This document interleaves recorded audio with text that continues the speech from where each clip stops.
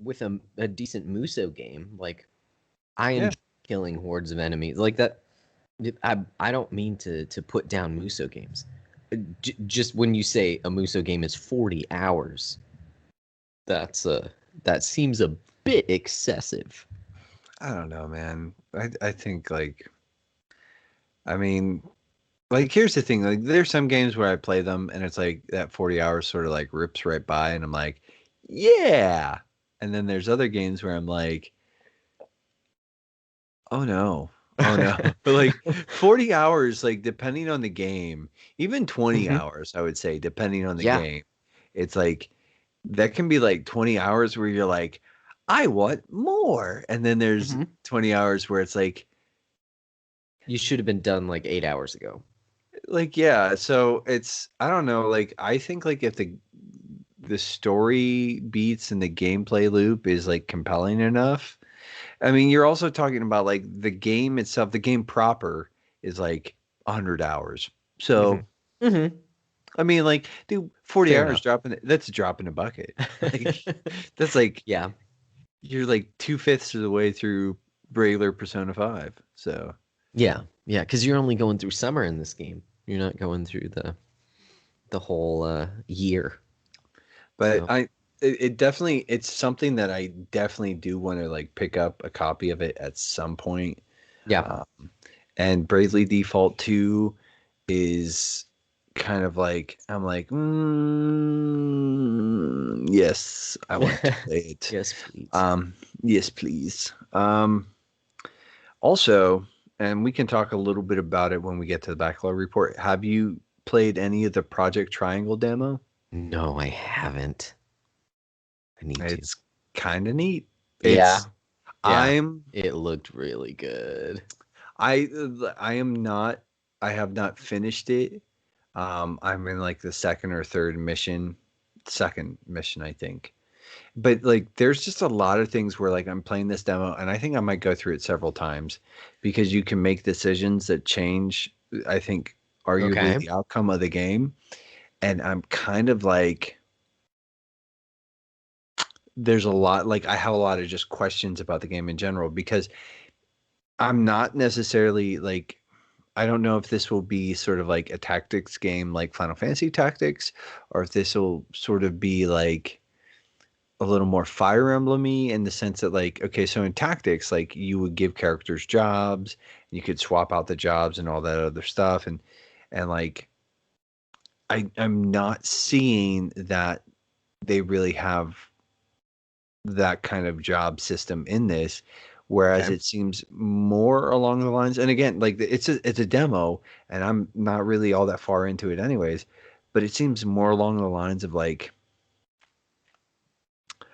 um, and again, I'll talk about this a bit more in the backlog report, but I just kind of like I have questions now, and I'm kind of like, okay, like how are you going to do X, Y, and Z? Because my curiosity is piqued, and it's like it's what Mm. I've played. It's been kind of cool, but it's also like like I said, there are decisions that you can make that seem to shift the course of the story, anyways.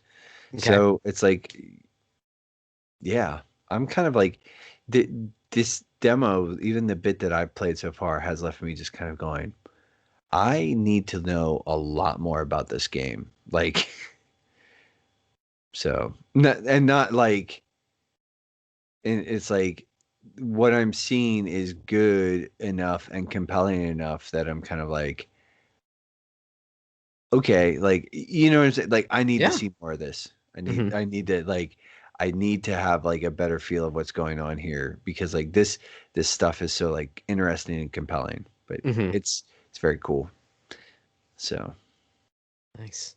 Nice. Well, that's good to know. I hadn't downloaded it yet, but I think well, come to think of it, I haven't even played one of the Bravely Default 2 demos either. I don't know. I might just wait till it comes out. I don't know what I'm gonna do. I have so many freaking games. I don't need any new ones, but yeah, I want them. But I want them.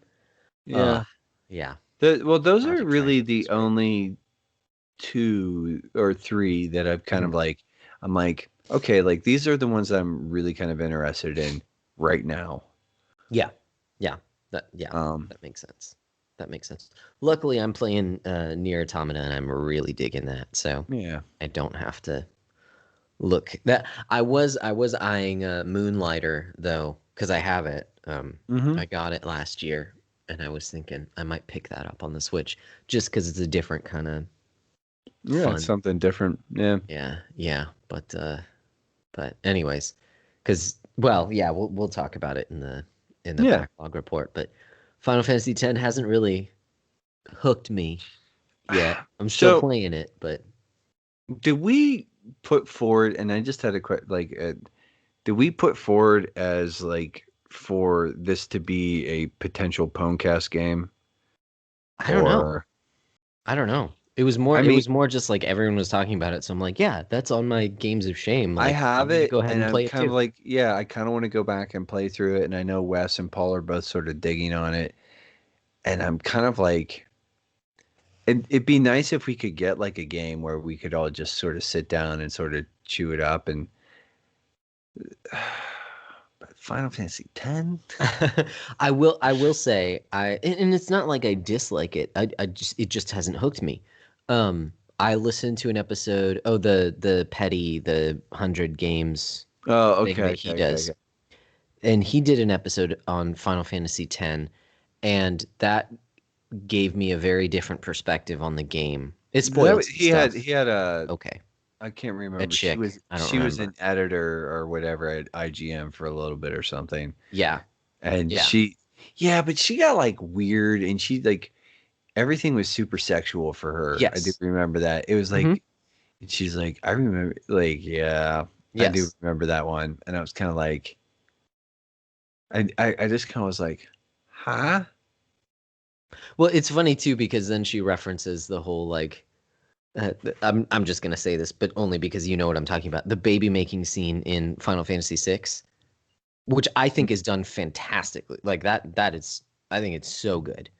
Because anyways, yeah, the little sprite it doesn't show anything. They're just like dancing around, and then they're talking about like their life together, and then you see this little sparkle in the mommy's tummy, and then you see the little baby, and it's just like, oh, that's such a beautiful little like poetic visual description of getting married and having a kid kind of a thing. But she mentions that later on, and so almost in contrast to some of the stuff in Final Fantasy X, which I haven't gotten to yet. So it was spoiled. But the fact that they said that Tidus, she didn't like calling him Tidus, but that's just what the game calls him. Um, I mean, I personally in my head canon is Titus, but okay, like, yeah. yeah, the game calls him Titus. But it's like, dude, like, have we talked about, like, I'm sure we have, like, for the years that we've been doing this, stupid fantasy words and names. Like, I'm just like, Oh man, yeah, that could be a mm, whole episode. I don't like it. Like when you make a made up word and then you're like, but it's actually pronounced Lorien. It's Leviosa. I'm like, punch you in the face. I get you. Levio, Anyway. suck my butt, you freak. Like that's No, not Hermione. Um, no, that's wildly I know. inappropriate, and I'm I'm kidding. I'm sorry. I'm kidding. sorry, guys. Yeah. I just like, man, It's I just like when I hear that stuff, yeah.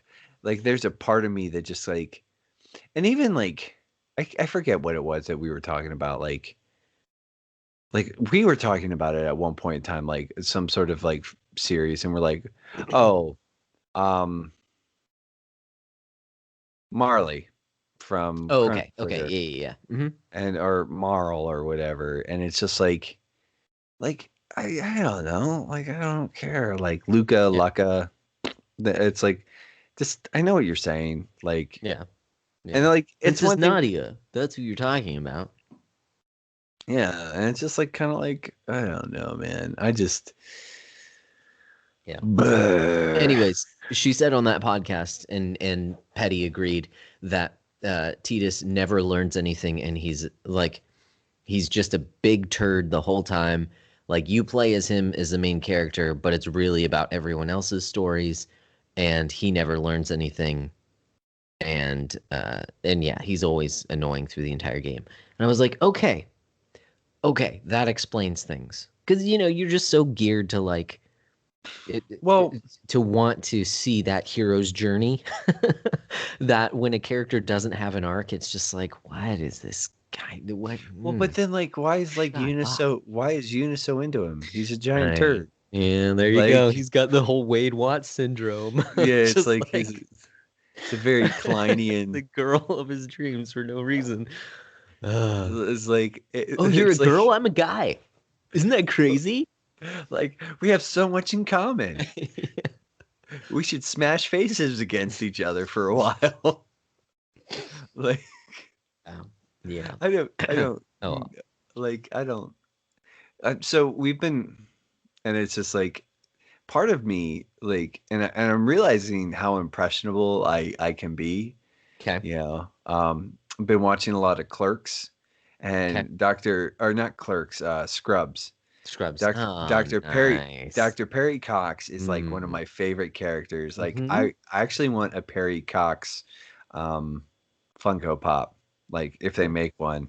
Uh, Um just him being angry and like so you and could there's boing his hair whenever you want to. yes. But like he does like all these funny things like and there's things that I've actually picked up and sometimes the way that I talk to people actually pull like a little bit of a No, Susanna. like I'm like, oh really? Tell me more, Janet. Like, kind of like that's like that super biting, sarcastic, nasty, like just like only it's not nearly as well scripted. Um, Yeah. Well, there's a lot more and on, but it's like but that sort of that desire to just like sort of be like witty and snappy, but it's like but I've just like and Megan it was even like um because I remember there have been times in our marriage where I have sung the wrong, wrong, wrong, wrong, you're wrong, mm-hmm. you're wrong. And like he did that and she was like, oh, that's where you got it. And I was like, yeah. Yeah. Yep. Oh, so Like good. but there have been like there are a few coxisms in Hmm. my vocabulary Yep. that You uh take on that Coxian dialect. that's which is much better than Kleinian. Yeah. Uh Yeah, for a number of reasons. You were just talking about how he can be well scripted, so certainly not Klein. no. Um, Very anti-Kleinian.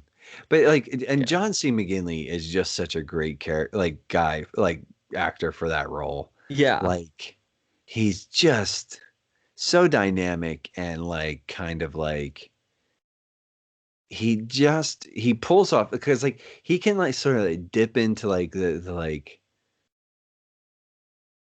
the fatherliness with JD hmm, sometimes just enough to like do you know what I'm saying? But at the oh same yeah, time, like he can also be like a total D bag. yes, And hmm, it's like he just like and he's able like and he the whole thing he makes it all work yeah, like because he plays Cox like a little bit of a psycho hmm, and it's yeah, like I don't know I yeah, yeah. that Well, shows yeah, yeah. The character's great. Yeah, because you also get to see like he is a very flawed person, oh and so dude that's super like duper messed up yeah, yeah.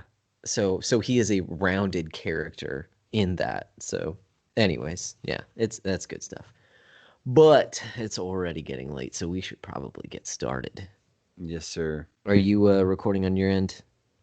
I Had you been? I think I started uh if I pull up the right window that'd be good yes I'm recording. Cool. That is good, good, good. I'm going to pull up some information here. Just so general format, I thought like we could get Yep. through a backlog report. Hmm. Well, we do the opening backlog report. Then when we got to the topic, I thought, and I know again we are really good at being bad at brevity, but Hmm. if we could tackle the movie sort of So I was thinking we talk about the game. It's Mm-hmm. spoilery. We don't have to go through all the story beats, but like if we could, No. but if we wanted to hit on like some of our favorite moments or whatever, we could talk about that. Like I specifically wanted to talk about Pancraz's death, Okay. the prison sequence, and then the turning into stone for 10 years Yes. sort of thing. Mm-hmm. Like those three sequences I think are really, and that's like really interesting takes in that series period. But so I wanted to talk about those a little bit because those I think are like the real big three kind of like moments in the game. Mm-hmm. Then I thought like just towards the end we could sort of like talk about the movie a little bit and some of the weird narrative directions they take with Mm-hmm. that movie. But then I thought too, like just at the end, and something that I'd like to just, and I'll probably forget the next time we do this, but like at the end of sort of these games, like are these sort of like because this in a lot of ways is a how should we then play, but like I think like just sort of to button it up at the end, like sort of say like how should we like to ask the question like how should we then play Dragon Quest Five? Like and sort of say like these are the things just like briefly go over and say like these are the things like it does really well, these are the things that are kind of like and like this is whatever. Okay. So Yeah. I don't know, Cool. like it just sort of if there's anything that we kind of miss or whatever, you know what I'm saying. So Yeah. Yeah. I For think sure. so. I mean, Sweet. I think All right. we have been all right, all right, all right. So but yes, all right. Whenever it wants to play. You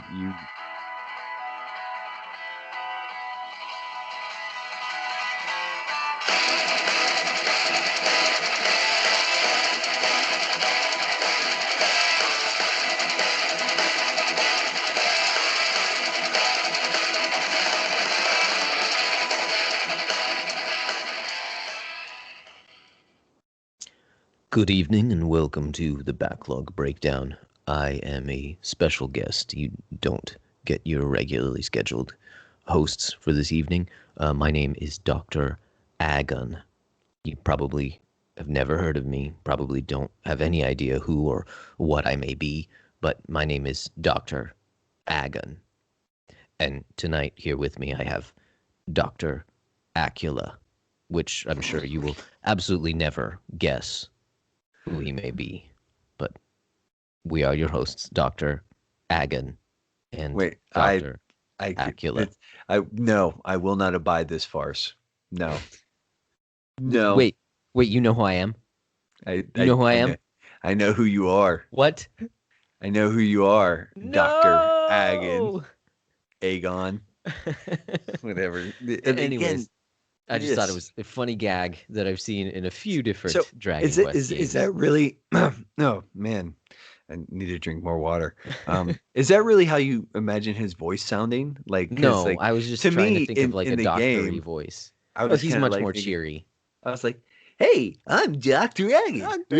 Agon. Yeah, I guess I could do the whole bit over again. I'm Dr. Agon. Yeah, yeah, it could be. But anyways, yeah, it's a reference to this evening's game, Dragon Quest V, because Mhm. he shows up.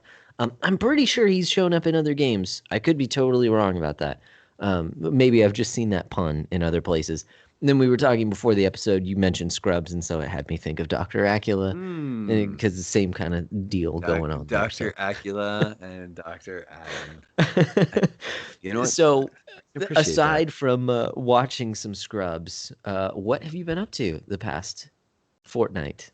Well, not enjoying the recent winter weather. I have sort Mm, of hit peak right there with winter you. fatigue.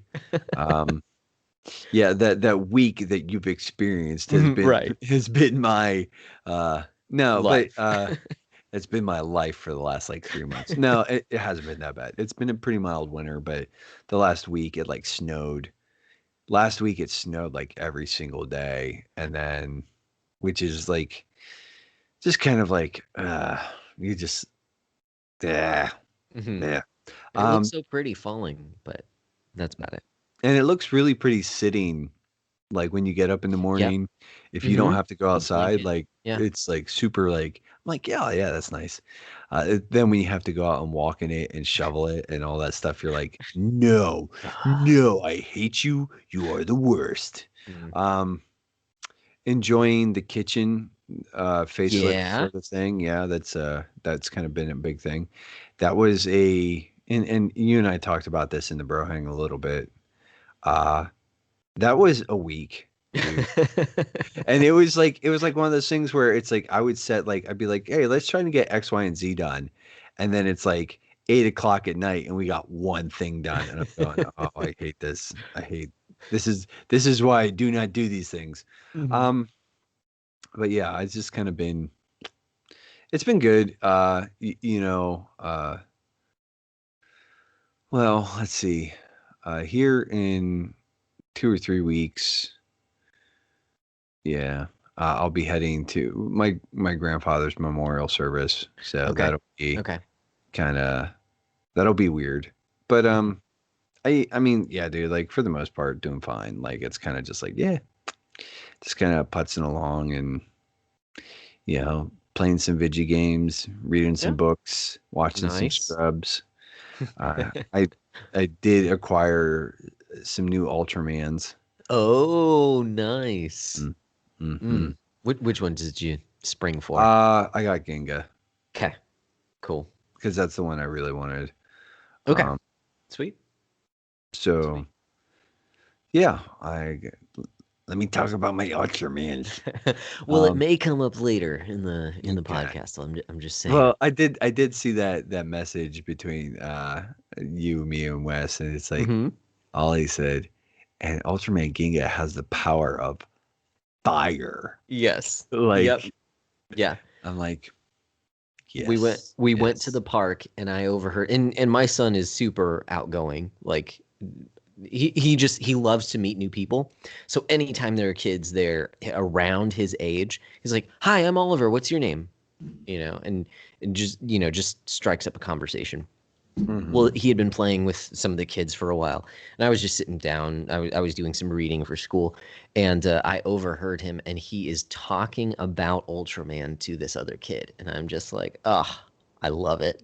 I love it so much. That's definitely like a proud dad moment. So Mm-hmm. Mm-hmm. aside from And like and I'm the I'm like, I'm sure this other kid has no idea who Ultraman is, but I just love the fact that Ollie is going on about him and telling him about him. It's so aside from fantastic. the fact that you are winning at being a dad, um, what's and that well you guys sort of like you're in Texas Uh-huh. and yeah Uh-huh. you had snow of a We did. significant variety for the first time ever in your life. Yes, yes, definitely. Yeah, we had talked a little bit about this earlier in the bro hang. But this snow was actually, so it was the most I'd ever seen in my entire life. There's that for sure. But also it was of a different quality than the snow that I had been around, where generally the snow will like get hard and sticky almost immediately, and this was actually very, very soft and billowy, and that's something that like I had never experienced before, where like you put your foot in it and it just automatically goes right to the bottom, to the ground, to where you can't make snowballs because it's so fluffy, if that makes sense. Hmm. Which I'm sure you experience all the time. that's First time in that's my life. that's what we call not good packing snow. Okay, there you go. That's powder. That's like skiers Yes. really like that crap. Yeah, makes That's not my sense. deal. Well, that's what we were getting. And then if you've been keeping up with the news, things just hit the fan because we're not prepared for that kind of cold weather for an extended period of time. Basically like sub-freezing temperatures for multiple days is not anything we ever do here in Austin. And so it caused a lot of logistical problems. We never lost power, which is awesome.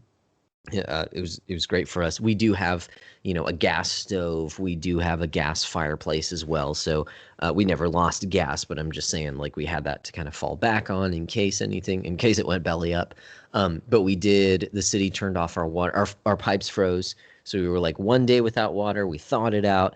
We had about 12 hours of tap water coming in, and then the city shut off our water because there were so many busted pipes in and around Austin, like thousands of frozen pipes where water's just leaking out that they had to, like, our reservoirs were drained and they had to shut off water to Mm. the city.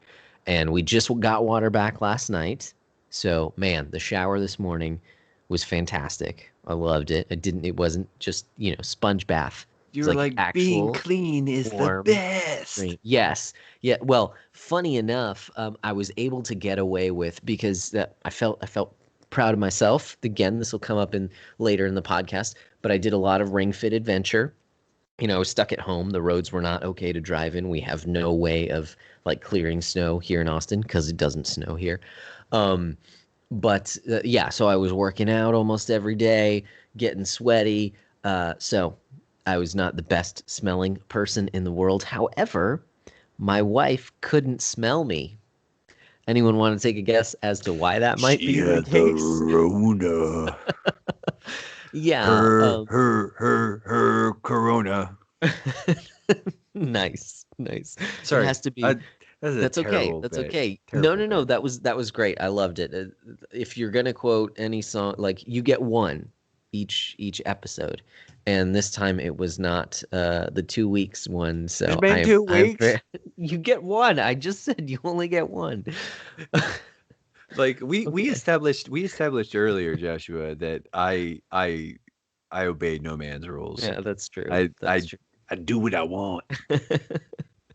But yeah, so it's all but confirmed. There's like really no reason for her to get a test. She's a stay-at-home mom, so and symptoms were super mild for her, like compared to what you hear about. Aside Uh, from not being able to smell and taste.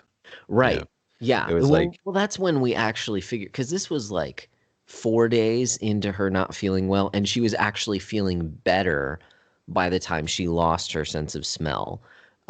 So we thought it was like the tail end of it, and then it just held on for a bit longer. But really, it was stuff like body aches and fatigue were kind of the biggest things. It wasn't like she never had a cough, which I mm, had thought that it attacked your lungs because I had heard of some other it people who had like a horrible, it like, can yeah. and that's I think that's the thing that's been so interesting about this is that the way that this virus has presented Hmm. like has been just like the big thing is like well with my grandfather Hmm. the pneumonia that Yeah. COVID caused killed him. Yeah. Like that is like his body like he was not able to take in oxygen at the end there, and Mm. that's this virus killed him with that. Um, but there are other people who get like just like a dry persistent cough that just doesn't go away. That's like one of the big Yeah. ones. But Right. there are some people who just don't even get the cough, from what Yeah. I understand. Yeah. Like, Yeah. you know, So yeah, it was weird. She wasn't like sneezing a lot. It wasn't a thing. She didn't have runny nose or anything like that. It was more, yeah, it was more just like the fatigued feeling of because she put it was like in between having the flu and just having a bad cold of just the mm, way that her body felt. And yeah, so it was relatively like we had no concerns, really. It was just like, okay, get better, like rest and get better kind of a thing. It mm, was just the combination of that. Also, no one else in the house has any symptoms at all. And we were stuck in the house for, a week. So it's not like, because it's supposed to be super contagious, I'm assuming at this point, if that's what it actually was, which we all think it was, that we all kind of have an immunity to it at this point or something. I don't know. If we hadn't already caught it, I don't know. I don't know. We'll see. But anyways, so yeah. it was in both cases, it's sort of like some of the best case scenario things. Like people have had COVID way worse. People had to go through the craziness because of the snow and the not being able to leave and not having water and power and not being able to get food kind of a thing way worse than we did. So yeah, it's been a crazy week, definitely. Compounding, both of those things, like me being at home and, like rationing out the food that we have. Not that we were ever like in super need, but it's just like, okay, we need to think through how to do No, this no, without but water you and do like to just like look at your children and say, that is, you get exactly 3 more Cheerios and no more, no more, Well, no, it's like after 3 days, oh, we're out of no milk. more. Okay, so how are you gonna eat this kind of a thing? And like just a bunch of like freezer meals kind of a thing. Chicken nuggets and we ate all the frozen pizza we had, and when we steamed vegetables, I basically like steamed a bunch of vegetables because we had a bunch of frozen vegetables and just used the same water from the pot for it, and then took out the broccoli, then put in frozen peas and steamed that, and then took that out and put in green beans, kind of a thing. Anyways, it doesn't matter. I've been talking about this too long. It's been a crazy 2 weeks, but I've been home a lot, so there's been some video game playing when my PlayStation 4 wants to work. Well, But that's another story. oh, that's, yeah, the saga of that, my dude. That is Yeah. kind of, you know what? And speaking like Megan, we did have a bit of a, uh, Megan last Saturday fell, gave herself a concussion.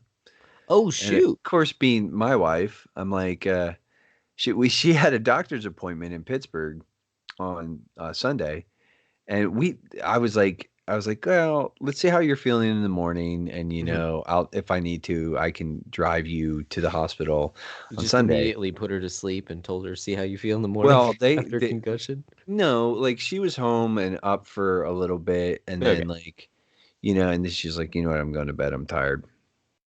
And actually, I was doing some reading, and the whole like you need to stay awake for Mhm. concussion. They like a lot of times they're like, nah, not really. Oh, okay. Okay. Like now the consensus is like, let's go to bed, get some rest. Um, but she woke up the next morning and she had a bit of a headache, and I said, well, you cracked your noggin pretty good. I said, I'll take you to the hospital, and she's like, or down to the doctor's appointment. She's like, no, no. Well, I'm in at church in Sunday school, and this is 2 Saturdays ago, not Okay. not this last. But anyways, and wait, no, yes, 2 Saturdays ago. Anyways, so I'm in Sunday school last Sunday, and I get this phone call, and I answer, and she's like, "I don't feel good. I feel kind of sick," and I'm Uh-oh. going, "That's not good." I was like, "Why don't you get to the doctor's? Like, how far away are you from the doctor's office?" She's like, I'm almost there, blah blah blah blah. I was like, okay, get there. I was like, and just, you know, be like, if you have to pull, I said, if you have to pull over, just find a safe space to pull over. I will come and get you. And she was like, oh, anyways, she gets back, like she goes to her doctor's appointment, and she's driving back, and at one point in time she got sick, like she got Okay. nauseous and Oh stuff. man. And I was like, Megan, like you need to go to the ER. You need to go to you need to get checked out. Hmm. And we have a friend at church who is a nurse, and I was like, I'm just gonna go. And I was like, Lindsay, I think Megan might have a concussion. She's, and I started, and she's like, yeah. I was like, so what should I do? She's like, take her to the emergency room. So, and like Megan called me again, and I said, okay, what you need to do is you need to just come right to the church. I will, like, park the car, and as soon as you get here, we're going to go to the ER. So we ended up not going to the ER, but to Medwell, which is like a little like clinic sort of thing. It's like one Hmm. of those like eye care Medwell sort of thing. Anyways, Yeah. Minute clinic. Yeah. yep. She had a concussion. And so I had the next couple of days after that off. This is like over President's Day and all that. Hmm. And dude, it was a trip. Like she's like pretty much 100% now. But like Hmm. she was like saying things like, yeah, I feel foggy and I'm not really sure what's going on. And Oof. I'm like, why did you drive yourself to this doctor's appointment? I should have just been like, no, you're not doing that. No. Hmm. Um, but yeah, so Megan got a concussion, and that's her Yikes. first concussion ever. Okay. And Okay. you know, I said, well, okay. Yeah. I So don't we know that I've ever actually been concussed. Now Did that I have a think about it. little bit of excitement. I mean, it wasn't Yeah. like it's not like anything like, oh yeah, it's Yeah. it's a Yeah, yeah, yeah. concussion. I've been around people who have been concussed, and like there was one time my friend that ran into a brick wall, slipped, ran into a brick wall, and when he finally came to, I say finally, it wasn't a long time, but it sure felt like a long time. This was back in high school, by the way. But if yeah, if it must have been 30 seconds or whatever, but it felt like forever. Just like, oh shoot, like no, like he really hurt himself, kind of a thing. And when he came to, he was asking like, oh, what were we doing? Like, what time is it? What day is it?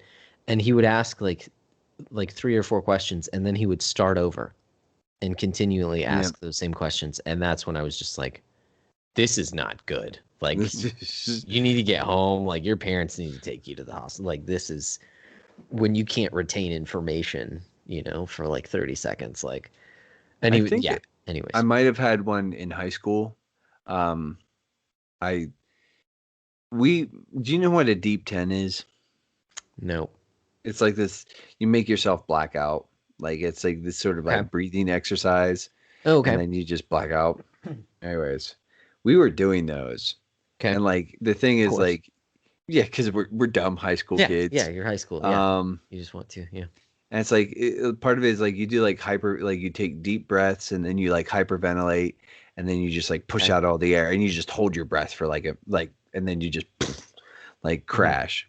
Um, anyways, I did that, and when I did that, like, and the thing was like you would sort of play this game, like we would play this game and you see how far, like how close you could get to the edge without actually Uh, like and I misjudged and I blacked out and I like fell out of my seat in my desk and just whacked my head on like the table on the mhm. way down and like whacked my like fell on the floor and like cracked my head. And yeah, and so I don't know if it was the deep tens or like whatever, Yeah. but I know that I was foggy for a few days after that one. Mm, But mm, yeah, yeah. and I hadn't even thought about that for the longest time. I was like, because I've whacked like dude, I've fallen and whacked my head Mhm. like carrying mail and crap. But and like I'm like yeah, I probably had a couple like which just like anyways Then you just concussions. kept on driving. No Yeah, big like deal. talking about like breaking your head and stuff. Like that's just great transition into the backlog Oh report. yeah, what have you been Uh, beating your head up against as you play games on oh, your different zing! Ooh, that's a they got a anyways. little like slow at the end there. Um, For no reason. mine Um, is fair. I'll be honest, my stuff is mhm. fairly short. Yep. So Me dose. Let's go uh, for it. What you got? so as far as books, I've listened a little bit more to that Rhythm of War by Sanderson. Okay. Again, serviceable fiction. It's fun. It's enjoyable. Uh, not I haven't not a ton because I've actually been trying to get caught up on podcasts Okay. because the week that I was off and we were working on the kitchen, I didn't listen to much at all. Hmm. So just sort of like going through sort of my podcast backlog and sort of like trying to burn some of that out. But I did start that Communion with the Triune God by John Owen. Um, Okay. Now the thing is, I got through the preface and the forward, or the forward and then the preface, and now I'm into introduction. And the introduction is actually by Kelly Kapic and Justin Taylor, who Okay. edited this version, this edition. And yeah, it's like Jared and I were talking a little bit. I'm like I am not far into this book at all, but Hmm. what I have read, I've found to be challenging and good, and it's a good sort of like it's a good sort of like wrestling match. Nice. Um, Also, just as far as like the just Bible reading, I've settled on sort of a new rhythm, and it's really just, but I want to sort of double back and sort of I do want to be reading through the entirety of the Bible. So what I'm doing is I'm reading a psalm or two, a proverb or two, and then I'm just like going through the Old and New Testaments, sort of alternating. Okay. So where I was in, like, I was towards the end of Leviticus in the Old Testament, where I sort of like left off. And so I just finished Leviticus the other night, and then I'm going to go back, and I think I'll be in Mark or Luke, for the New Testament, and I'll just read through that. And then when I'm done with that, I'll go back and just sort of keep sort of reworking through that, while at the same time maintaining that through line of a psalm and a proverb, Yeah. or and so that's pretty much it as far as reading. I did sort of listen to this book by I can't it was dumb. It was called Priest Daddy, and it was dumb, and I actually returned it, and got my credit back from Audible because I was like, this is dumb. I don't like this. So um I was just like, I was listening to it, and I was just like, because it's like that pretentious, like, Mm. um, what is the word I'm looking for? Like, where it's like her prose was fine. The author's prose was, Patricia. Anyways, it doesn't matter because it's not a book I would recommend. Because it was just like, it's just like, there's sort of like this, like, she, she and her husband met on poetry forum boards on the internet back in the Okay. day. So this should give you sort of a bit of a clue as to like the kind of woman that this is. She would write poems about like nuns having abortions in swimming pools Oh. and like she's weird. It was weird. Like I read some of it, and there was just parts where like she wasn't like super crass or anything, but in the bit of the book I read, but it was just kind of like, it's like, this is not my thing. Yeah. Anyways, so there's that. That's pretty much it for reading and listening. As far as games go, it hasn't been super busy for me. Hmm. Yeah, I'm just trying to think. I haven't really. So, I been playing more of Remnant. Um, there was some like additional DLC, Oh, and okay. Parker and I haven't actually updated my backlog beatdown score Hmm. appropriately, but we did beat the story DLC the other night for that, and it was good. It was like, I like that game. There's some interesting stuff that, like, there's some modes that we're still sort of playing around and dinking around with, but I think we're pretty much wrapped up on that game. Okay. Uh, I did fire up. So this is the studio. It's called the development team is called Spiders. Okay. But they made a game called, the Technomancer. They also made a game called Ah. Greedfall. Okay. Greedfall is their latest entry, but like, anyways, Technomancer is it is like plain schlocky sci-fi from back in like the 90s and early aughts. Like, Okay. it's just this, like, it's an interesting world. Uh, the actual mechanics of gameplay are pretty like meh. Like, it's fine. It's serviceable, but it's not great. It's not really, it's serviceable, and that's about it. But like, it's got like, it's a very cool. There's something very cool about the game that I can't kind of put my finger on, that is enjoyable. But this is not like, I would not call this a good game. Like, in the sense that, like, Good game. it's good in the fact that, like, I'm having fun with it, and I'm kind of like intrigued by the story, but like, mechanically,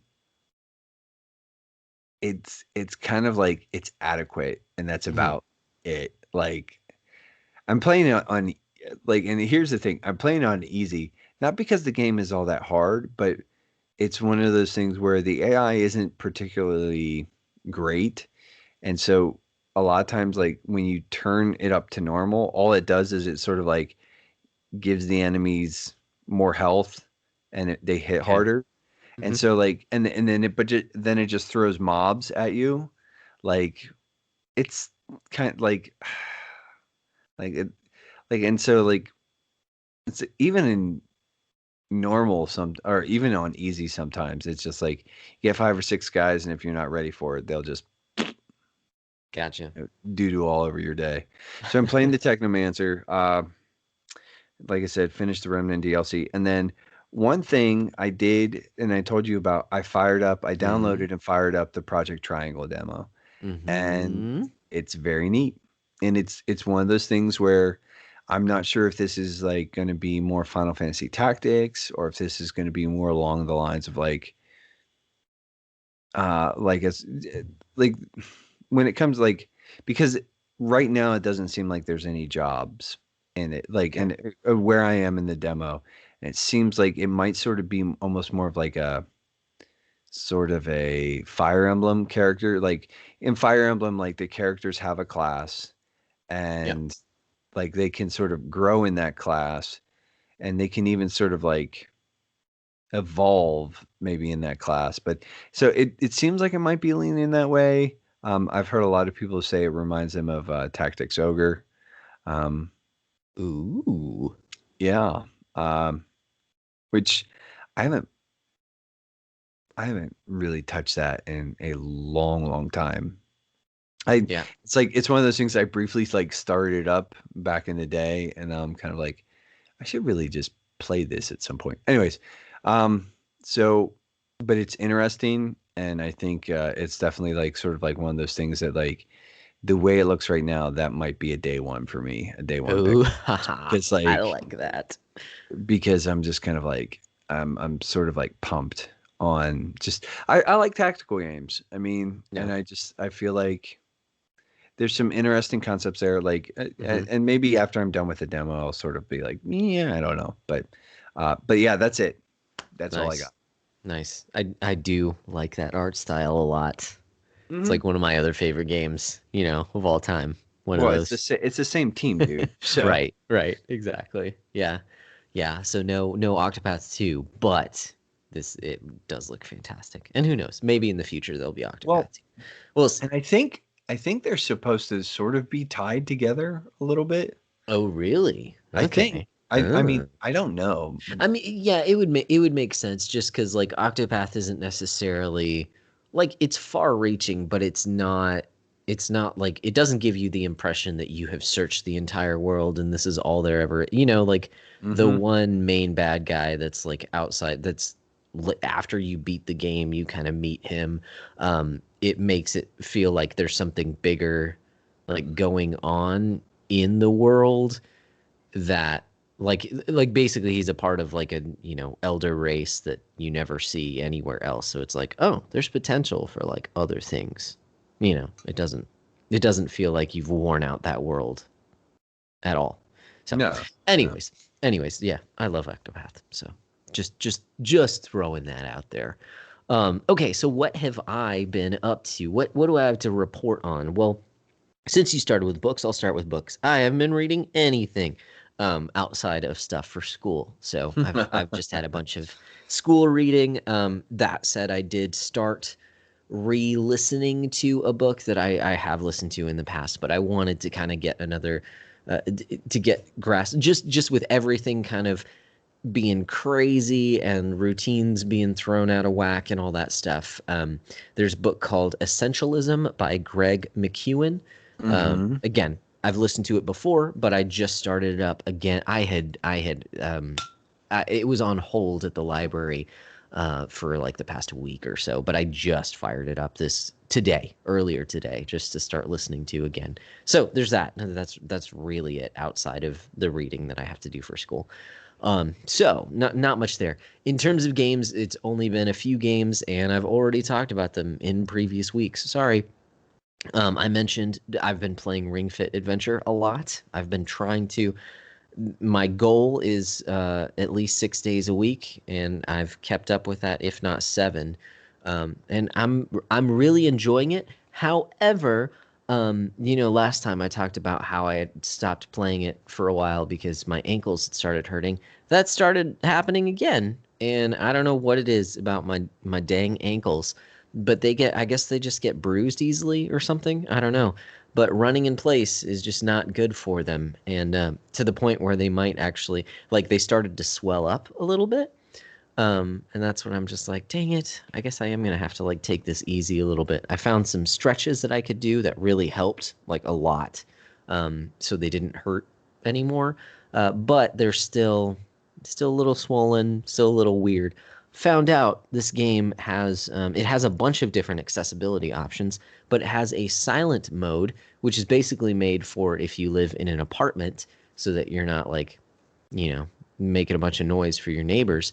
You can turn that on, and instead of running in place during the levels, you just do like little mini squats, and your character runs. And so I did that this morning, and my ankles didn't hurt. So that was Hmm. a fun little figuring it out. It doesn't, it doesn't make me as I'm sure it doesn't burn as many calories because I'm much more used to doing squats.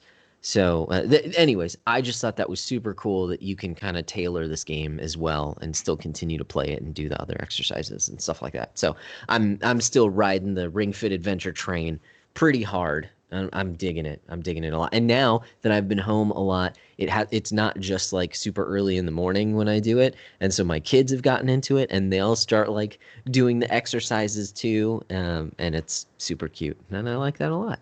And it's a Yeah. game that I can play around them without, any kind of weird undertones with some of the other games.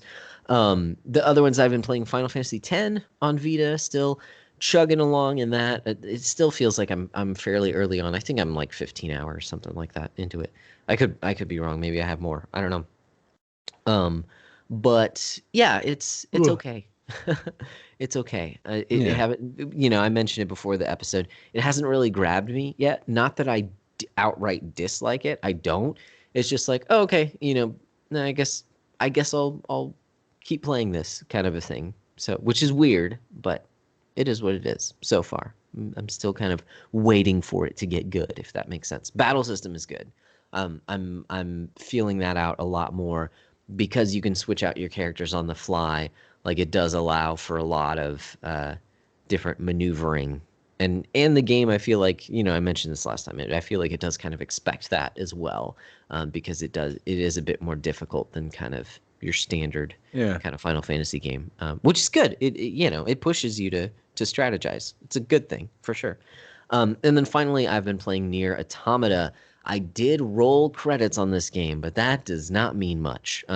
I was surprised Doesn't because mean anything. yeah, yeah. So it was only about a dozen hours that I put into it before I rolled credits, and so that was just like it felt like it wrapped up really quickly. And the way that I explained it in Discord, it's like if you take a movie like Blade Runner, okay, and you just cut out the chase scenes and the action sequences, like you're still going to have a fun movie. You're still going to Hmm. enjoy like what's going on, but at the end of it you're going to be like, "Wait, like that was cool, but like why are these characters even doing anything? Like why are they acting in the ways that they are?" It's so simple. It's like there's something much more going on. And then, then you actually watch all of Blade Runner and you're like, "Oh, okay, this is about so much more than just like espionage."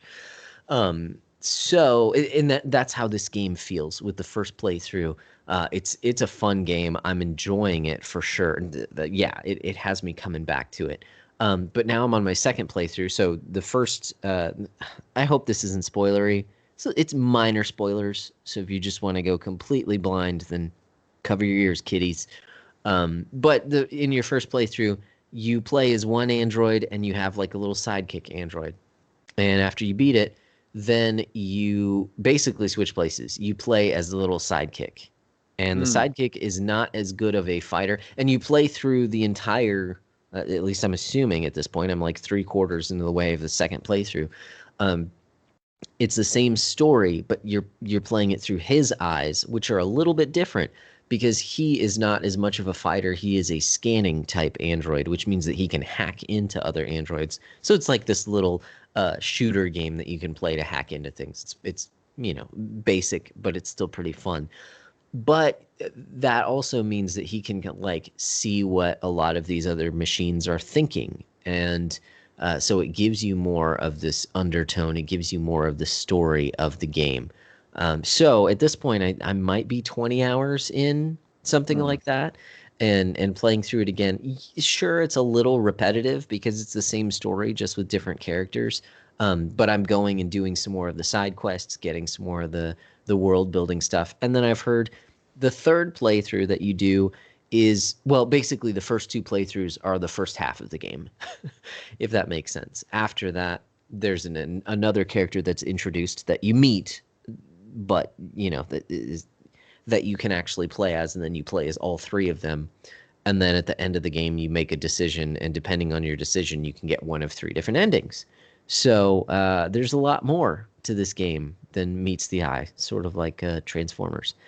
But yeah, I'm really enjoying it.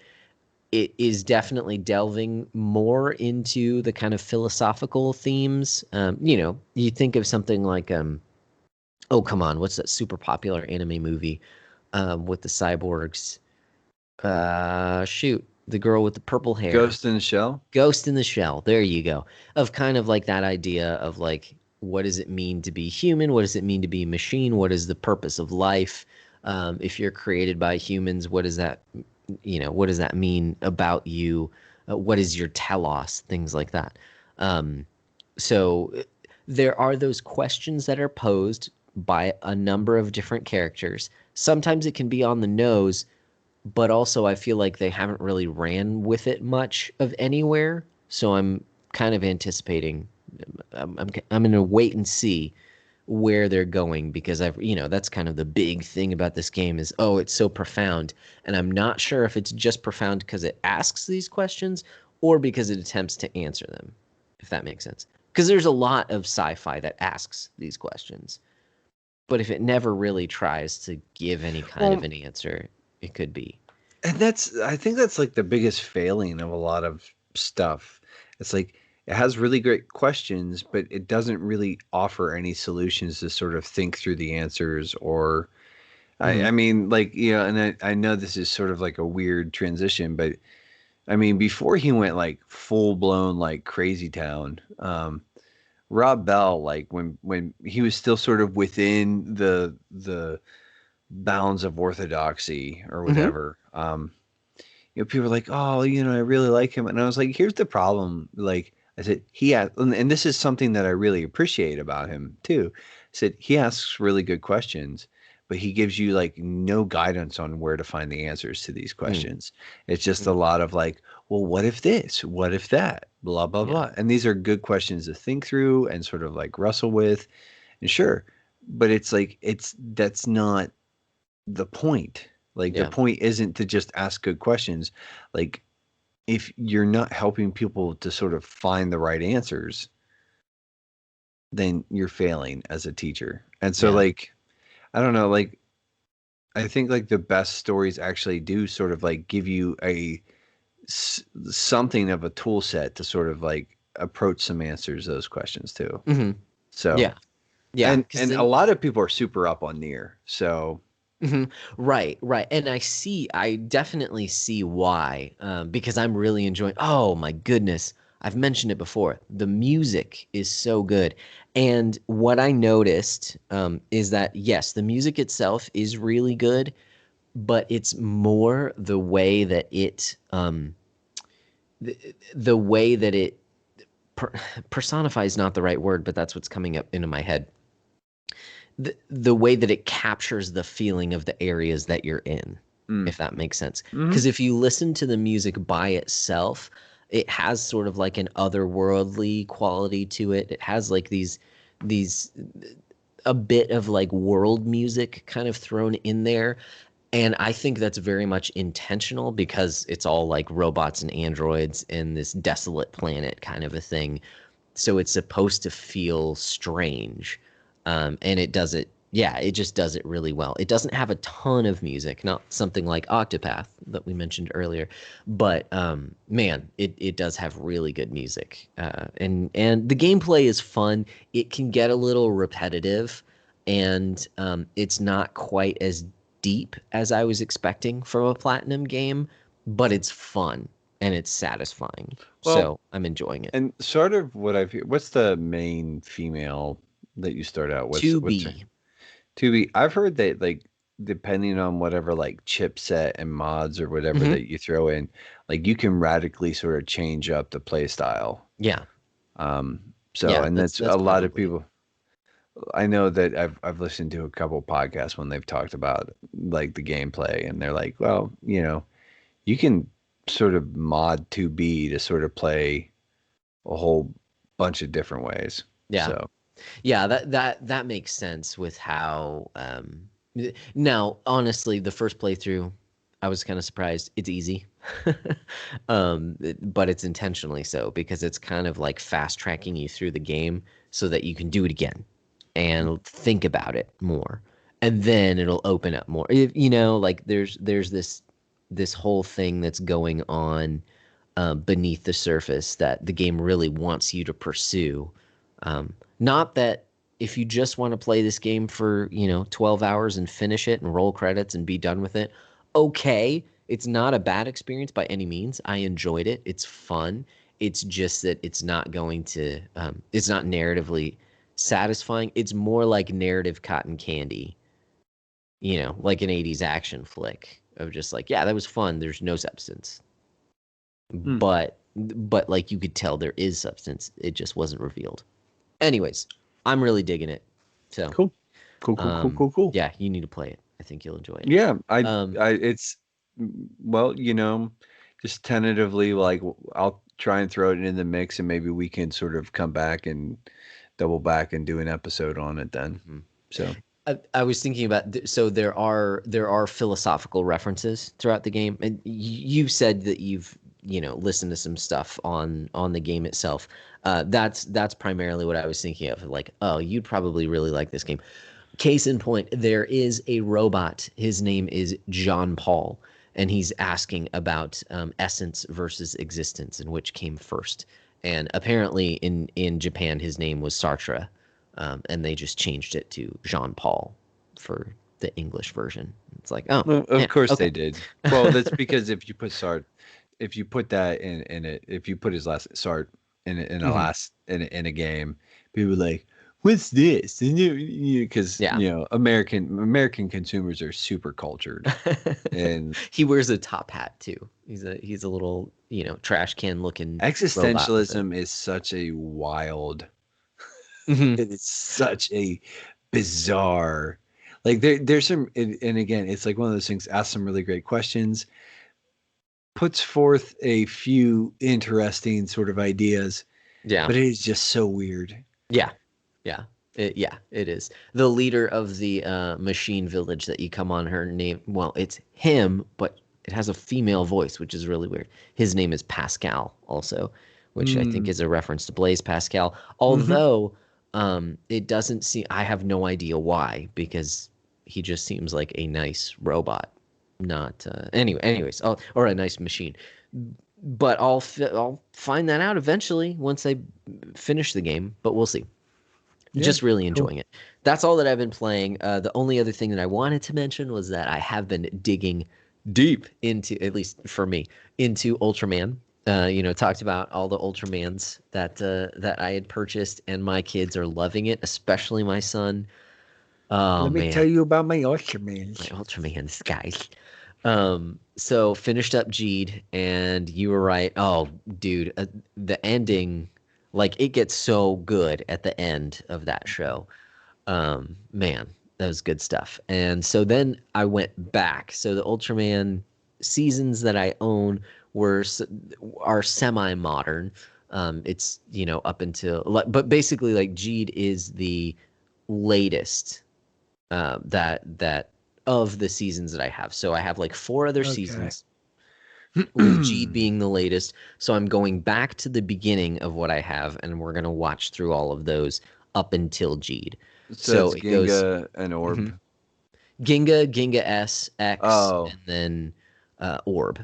okay. Yeah, because you got X as well. Yes. Okay, Yeah. I did not get X. It, Gotcha. I think what I might do for X, like some of the other stuff, like I said, I have that Togu channel. I think a Yeah. lot of it is like there's going to be a lot of stuff where if I don't own it, Hmm. that's where I'm just gonna watch it, and if I Yeah. like it, then it'll be like I'm gonna find the collection. But Totally. Totally. So at this point, we have watched. So we finished Jeed. We watched through all of Ginga, which is only 11 episodes. It's pretty short, and we're like 6 episodes into Ginga S already. mhm. Um, I will say, and I think you saw me talking to Wes about it earlier. Ginga. I have a hard time recommending it because it is way cheesier than Jeed. And Wes was talking about how it was like done on a shoestring budget, and you can Yeah. definitely feel it. Like it was giving me original Power Rangers vibes with just kind of the cheesiness factor. Part of that is endearing for sure, but you can definitely tell it doesn't have much of a budget. I think similar to Jeed, it gets a lot better on the back end. But it's kind of funny. It uses like little toys and they just like move to talk and yeah, it I would say it's definitely for the fans. It's not somewhere I would recommend anyone jumping in on because of the cheesiness. Ginga S definitely has much more money pumped into it, and so it's a lot of fun. But So worth I've heard joining. that theme song claps. Yes, I will say that I think with Ultraman, it's probably going to be one of those things like with Final Fantasy where your first one's always going to be your favorite. So, because some of the stuff that I've seen as I'm looking more into Ultraman about Jeed is that like one of the big things that people say is wrong with it is that it just redoes a lot of stuff that older Ultraman did. And I don't know because it's my first Ultraman, and so I thought it was awesome. So I'm probably going to be super biased in favor of Jeed all the time, but I really like Jeed's theme song. So like, It's yes, pretty good. Ginga, Get over now. Get yeah, over. over Yeah, yeah, pain, yeah. get over Yeah. mine, jump up Jeedo. Yes, Yep, uh-huh. yep, And that yep. would get stuck in my Dude, head. My kids would be singing it. Yeah, what were you saying? I was just gonna say I kind of like I do like Geeds. I also like um you say you use the hard G. You say G'd because it is G'do. Like Right. so And when he explains how it actually came to be, which I don't know if that that was yeah, I actually saw what that and the I was like writers actually did, but it actually makes a lot of sense. I just said actually like six times, sorry.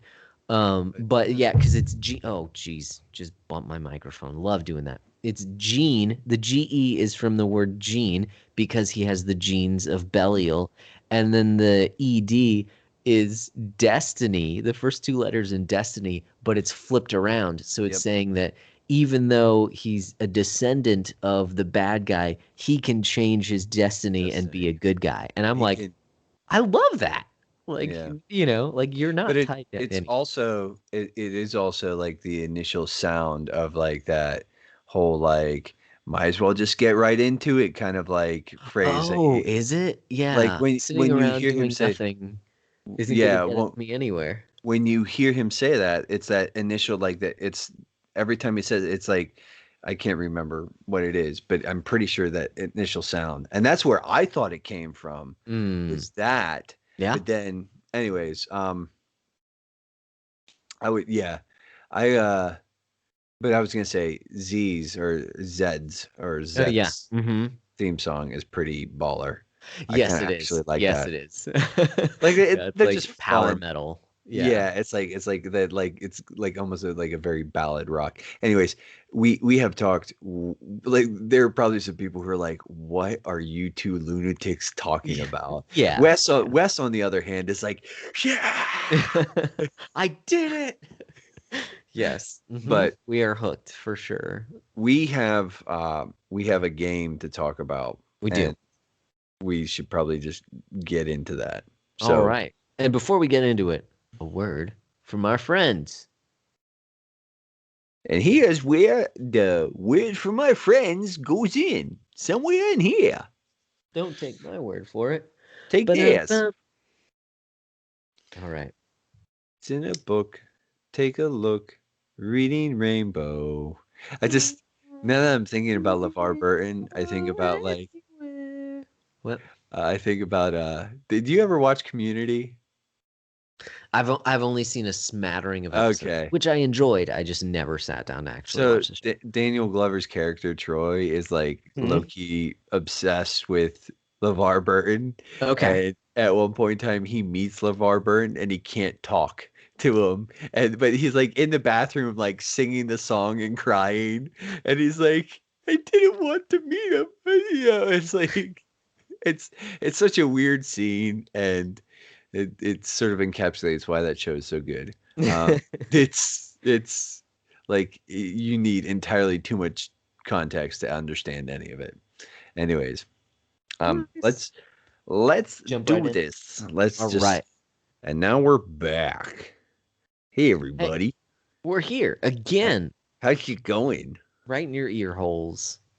Welcome. So we're gonna be talking about taking a few minutes here to talk about Dragon Quest V. 5 different Dragon Quest games. Yep, that's what we're There's like tackling this there's evening. 11 of them, and we're Hmm. only gonna talk about five. Yeah, yeah. Not So I think five we can do it individual in games, but 20 minutes, right? Something like that. but we're talking about the fifth entry. We're not talking Oh. about five different.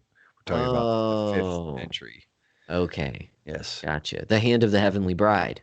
Yes. Well, that was the renaming of it. Hmm. Um, Originally, it was just called. I'm looking at Dragon Quest V, Hand of the Heavenly Bride. It is the fifth installment. Okay, That's so I'm true. looking at. I'm just using Wikipedia here. Okay. Uh, it was published by Enix and then later Square Enix. The developer was Chunsoft. Yep. Uh, the director was Manabu Yamana. Oh yeah, Producer Manabu. Yukinoba Chida, and the designer was Yuji Mr. Horii. Cheeto. Hmm. Uh, of course, Old hoary head himself. yeah, there's Kira Toriyama, of course, contributed to the art. Mhm. Yuji Horii was also the primary writer. Um, yeah, so I'm not, you know what, I'm not going to go through it, but it was Chunsoft. I'm not doing all of that. Mhm.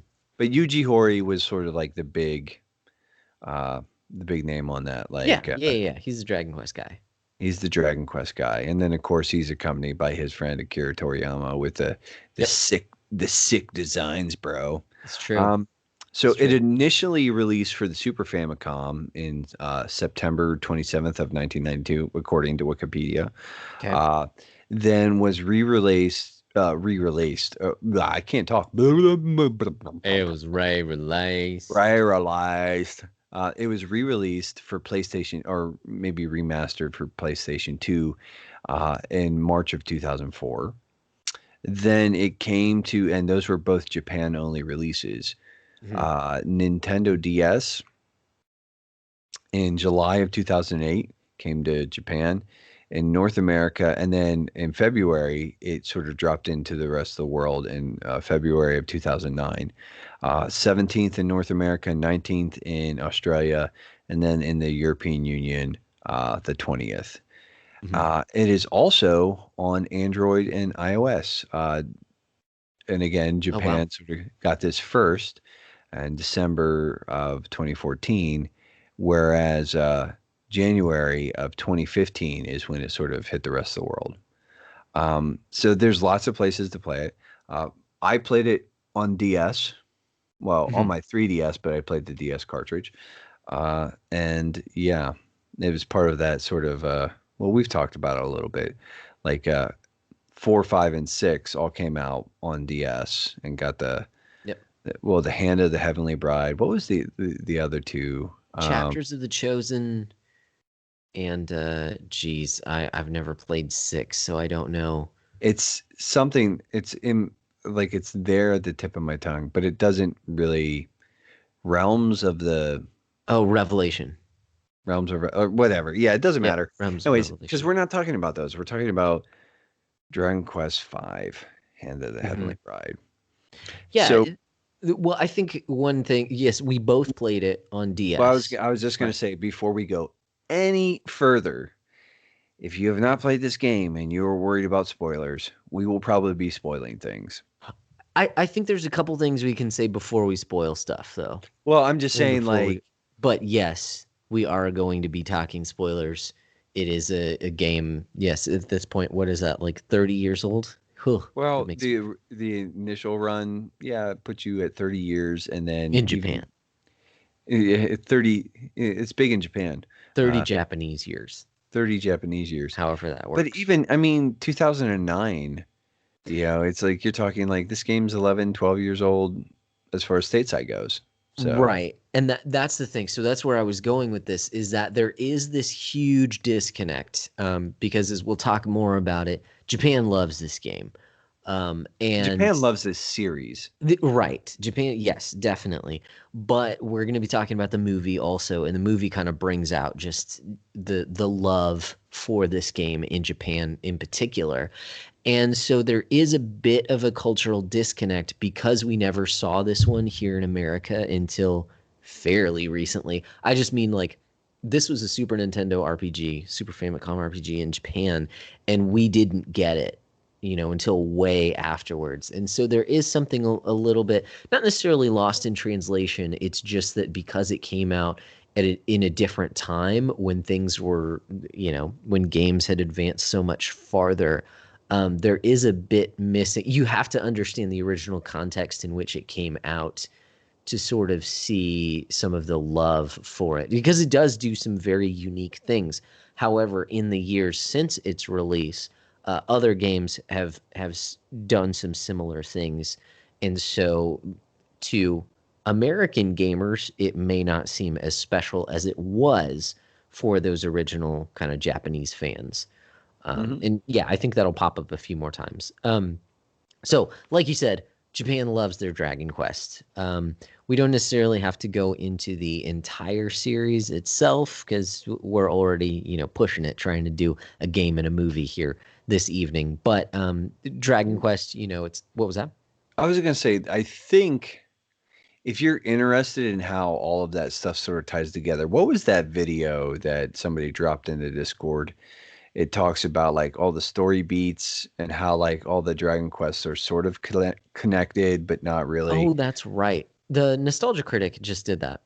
Or excuse Okay. me, not Nostalgia Critic. That was AVG and James Rolfe. James Rolfe. I Okay. don't know why I said Nostalgia. I haven't seen any of his videos in like years at this point. Yeah, if you go to the Angry Video Game Nerd, Cinemassacre is their channel. If you look for Cinemassacre, James Rolfe, who plays the angry video game nerd, did a whole video on it, which spoils the crap out of a lot of Dragon Quest games. So you Yeah. have to be very careful. I had Dragon Quest 11 spoiled from that video, Yeah. unfortunately. I haven't played that game yet. Yeah. But now I know where it sits in the timeline. But Well, anyways, but yeah, and it's like yeah, that was a very interesting sort of video and critique and sort of like mhm, examination. I yeah, did appreciate that. yeah, yeah, it's fun. It's definitely, yeah, it was worth a watch. Just, yeah, recognize it. It's going to be spoiled. But Dragon Quest is generally a very traditional feeling series, although each game kind of has its own little niche. So when we're talking about this one, this will come up later too, but I think the niche for this game was the fact that you were able to catch and raise or train up your monster pals in this game.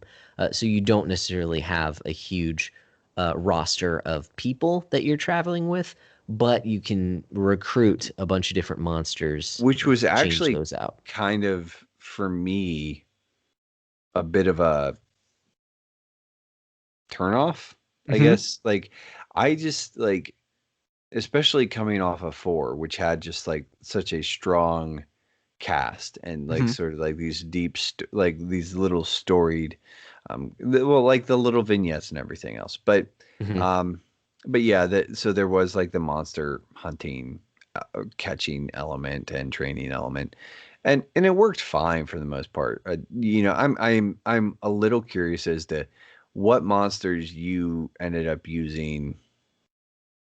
Oh, geez. I mean, at the end of the game, I didn't have any monsters in my party Mm, because at that point you could have all humans, and that's what I ended up doing.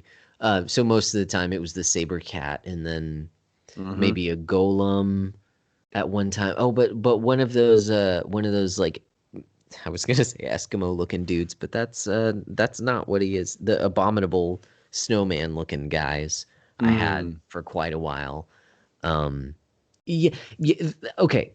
Honestly, I didn't use the monster Well, I was part gonna of this say game very much either. I was like the only monsters I used with any consistency were the saber cat, which you Hmm. start pretty much start out with, and the golem and Okay. everything. Okay. Like I did keep like a slime knight around because he was Okay. actually a pretty decent healer. Hmm. So, but like those are pretty much the monsters that were in regular rotation. Yeah. Yeah. And I will say about this mechanic, this is the game's, niche in terms of mechanics. Um, this is one of the big things where you have to recognize when it was originally really like this is one of those things that's kind of lost in translation because this didn't come out in 92 on Super Nintendo. You don't really have the same context. Like we got this, what gen of Pokemon had come out at this point. When we got, where this monster raising mechanic has already been done so much better in so Hmm. many other games. Whereas like no, when this was originally released on Super Nintendo, that was not the case. I mean, Super Nintendo was 91. I think Super Famicom was still 91. It could have been 90. I could be wrong on that. But still, that's fairly early in the life cycle of the Super Nintendo when this game had come out. And so it's not done super well in terms of mechanics, but you This can see is what they're trying to do. What's up? so this released in 92, you said? Yeah, September 92. I'm just looking here. First gen is Isn't it like 98? the first release for is February 27th, 1996. 6. Okay. So, but yeah, this is like, so this is first gen. Like this is before, this is pre first gen Pokemon. Oh yeah, oh yeah. This is way before Pokemon. Hmm. And that's what I mean is like a lot of these monster raising mechanics are hashed out in other games, but because we in America did not get this game until 2008, Yeah. it feels a lot more clunky. Like it's not, yeah. Not that other games didn't do it. Shin Megami Tensei has you raising, not raising, but demon negotiation and stuff like that, and that had been around for a long time. But this one does it very differently in that you don't have as much control as I don't know. I didn't have as much control as I wanted, which is why I went with the human characters. Um, Yeah. but the other thing that I want to say before we dive deep into like scenes and what we thought about the game is that if you look at the Dragon Quest series, if you're not familiar at all, the first three games have similar themes. They're generally considered to be uh, The in their own Zenithian trilogy. trilogy. That's the No, second this is second one. This trilogy one that is this is a the part of. what's the So, what the Erdrick, Erdrick, yeah, there the you go. Erdrick trilogy. So Yeah. those games are connected not just thematically but story wise, and they all kind of happen in the same world thereabout. I actually haven't played two or three. I've only played one. But from what I understand about the story, those are all kind of their own thing. And then four, five, and six are generally the same. They're tied together as well. And so this is a part of the Zenithian trilogy where you're gathering up the legendary Zenithian equipment, that the same equipment that you got in Dragon Quest IV. So Hmm. yeah, fifth entry in the series, Super Nintendo, loved in Japan. So now I think, well, okay, I'll say one final thing before we dive super deep, and that was we mentioned earlier about game length. This game is only 20 to 30 hours, I'd Yeah. say. So I can't remember how many hours. It was like 36-ish hours. oh, And okay. I tend well for me, and I Mhm. tend to be like I want to say 36, 37, but I also tend to be very slow and Mhm. methodical. And I also did like some of the extra dungeon stuff. So, Gotcha. Yeah, I did not mess with any of that. So I thought it was shorter than that, but it's still it's a relatively shorter yeah. JRPG. And it's much more kind of straightforward and some of the things mechanically, some of the things that well, I guess even the story is pretty straightforward. It just I would say that it does it pretty well. And with that, I think we can actually start talking about the story a bit more. So, if you don't want anything spoiled, go buy the game. It's like $70 on eBay. It's crazy how expensive this game has gotten. Or play it on Android or whatever. I don't know. I, I'm I sure don't know how that the ports are. I have no idea where I picked mine up, but I you know what? I think I picked this up a few years ago at a GameStop, like this copy a Okay. few years Mhm. ago at a GameStop for like 20 bucks. Yeah, I So, got it directly from Square Enix when they were clearancing out a bunch of stuff, and so I think okay. I think it was the same deal where it was like 20. It might have been 25, but I think it was 20. It was when you could get Chrono Trigger for 10 on Mhm. DS, and so I bought a couple copies of that and sold those bad boys. Anyways, so now that we're getting into kind of some of the spoilery territory, um, what were some of your favorite parts of this game? What Well, Dragon Quest games are generally vignettes, they tell little stories. mhm. This one actually has a really strong through line. I'd say Yeah. more so than a lot of other ones. So, I mean, and again, sort of just like a brief sort of overview, and I'm going to really try to be brief, which we Hmm. know that I'm never great at. Um, but it basically the game starts out you're a boy sort of accompanying your father Hmm. on his different adventures as he's and they really don't provide any sort of context as to why or you know what you're doing, but it just sort of like your dad's adventuring, and there's some stuff that you as the protagonist would ever sort of get involved in as a kid. You get into some romps and adventures and stuff. Hmm. You become the lackey of a prince. There's all sorts of, you meet a girl and you investigate a haunted castle, Hmm. all sorts of neat stuff that kind of happens in that. And then you get to this point where actually uh, your father is killed in front of you, Yeah. and you're put you're basically enslaved. You're Hmm. thrown into this prison camp, and that was like the first sort of like big dramatic beat for me, like, Yeah.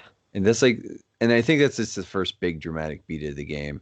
And um I think like, and at that point in time it sort of ages you up 10 years or something like that. Like you basically, and you don't really play through. I think there might be some gameplay sequences where you play as a slave or whatever, but it's mostly just sort of like in-game cinematics or whatever. Yeah. Uh, but yeah, it's like, so the game just like, you go from being a small child to being a young man, basically, who has spent the last 10 years in captivity. Hmm. And that to me was a super interesting take, because I don't Yeah. know of another game that has just been like, well, you start as a kid and it's like beat for beat. I'm sure there's other stuff that has done something similar, like where it's used sort of like imprisonment as a sort of means to like sort of progress time or whatever. But Hmm. that was pretty, like, I was like, oh, that kind of struck me, one, because it's kind of grim. Yeah. Yeah. Yeah. And but two, like, it was like, I was like, this is, I dug it. I don't know. There's a part of me that I was like, bold move, and I was like, I Yes. appreciated that. Definitely. And I really liked the way that they used the gameplay in order to show certain things. So, like you're talking about, you go on these little adventures when you're a child, and you're hitting just like a few HP each time. And you get into a bind, and your dad has to go save you. And when he's there, he is like demolishing all the enemies that, it's Mhm. taken you a few rounds to beat. So like you get a sense of in game, in the mechanics of the game, yeah, your dad is way more powerful than you are. And like, yeah, obviously he is. Like any child father relationship. It's just cool to see that in the game. And then to see that when you're up against, these really horrible bad guys, and then to play as your dad as he dies, like he Yeah. loses that battle, I thought was really effective for how quick of a pace you go through all that stuff and how quickly like your dad dies, basically. I thought it was really effective because you get to see him from this boy's perspective, and then you get to play as him for just a few minutes right as he's killed. And he's just straight up killed. Like, it's not like, oh, he's wounded, leave his body, and then the people from the town go and, pick him up late. Like, no, he's murdered right in front of you, and then you're taken off to a labor camp. Mm-hmm. Like, holy shnikes. It's and it's like, I mean, you're sort of talking about sort of like, I don't know if there's any other game sort of within a contemporary time period that even like attempts to tackle something along those lines. Hmm. Yeah, Well, yeah. and it. Without going grimdark, because that's the other thing is Dragon Quest games are generally a lot more whimsical, a lot more Mhm. like fantasy feeling. And not that this one isn't. It's certainly, Toriyama designs and stuff like that. Like you can't help but have it feel more fantastical. But then to have some of these story scenes, and well, that's another thing too, is that your main character never like loses hope. He's always like Mhm. looking to so there's that theme, which is great too. Anyways, it sounded like you were going to say something.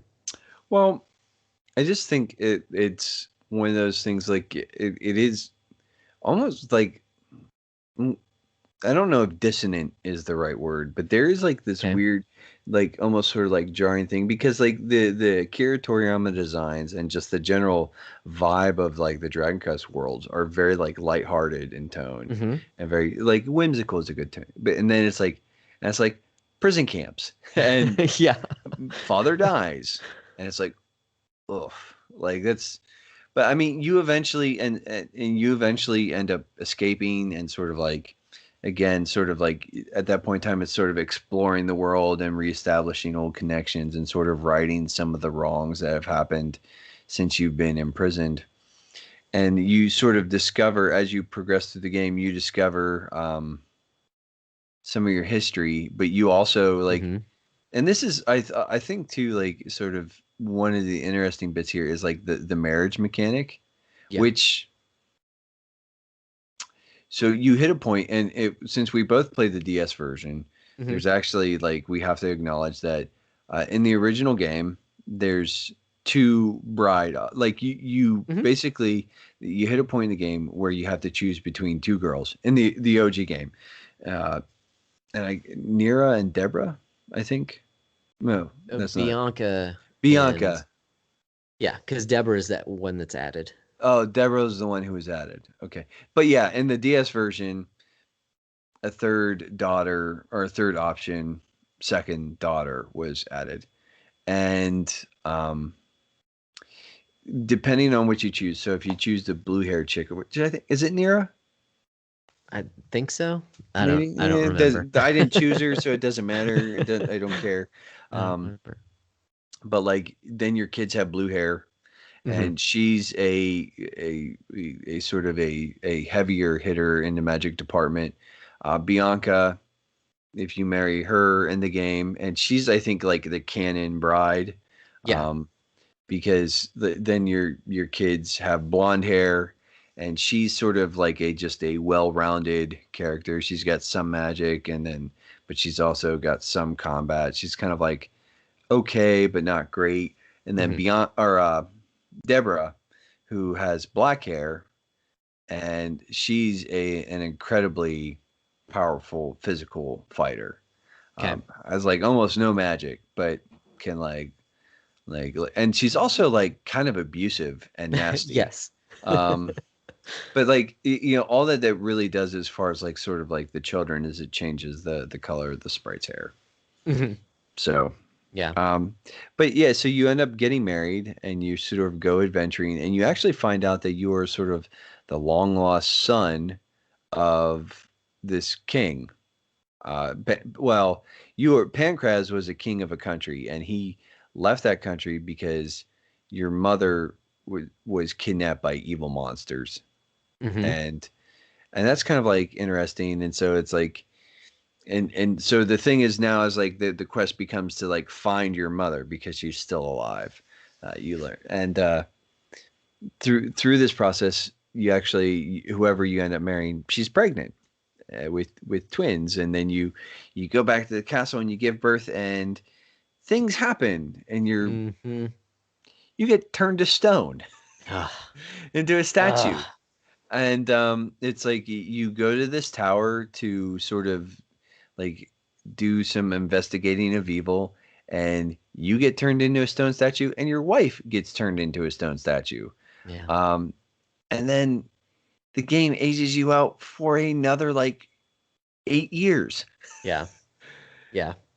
And And yeah, and I go ahead, gotta go say ahead. too, because there's kind of like a 1-2 punch here, because you just, you learned about your mom, and that that your dad was looking for your mom, and that she got taken away right as you were born. And so it's like, oh no, this is happening again. Like right as your wife has these children, then Yeah, you you're find out this immediately sequence has attacked. basically like this is like so your mother is actually and your bride are both um well your mother's part of like what are they called? There There's aren't they Zenithians? are they Am I wrong? Zenithians? I don't know, whatever. But like, they're like this race of advanced magic users, special like super enlightened people who commune with the god and of or the goddess of that world and all that other stuff. And your mom's one of those. And Hmm. then your wife, depending whoever you end up marrying, is actually uh, she is of the legendary hero's bloodline.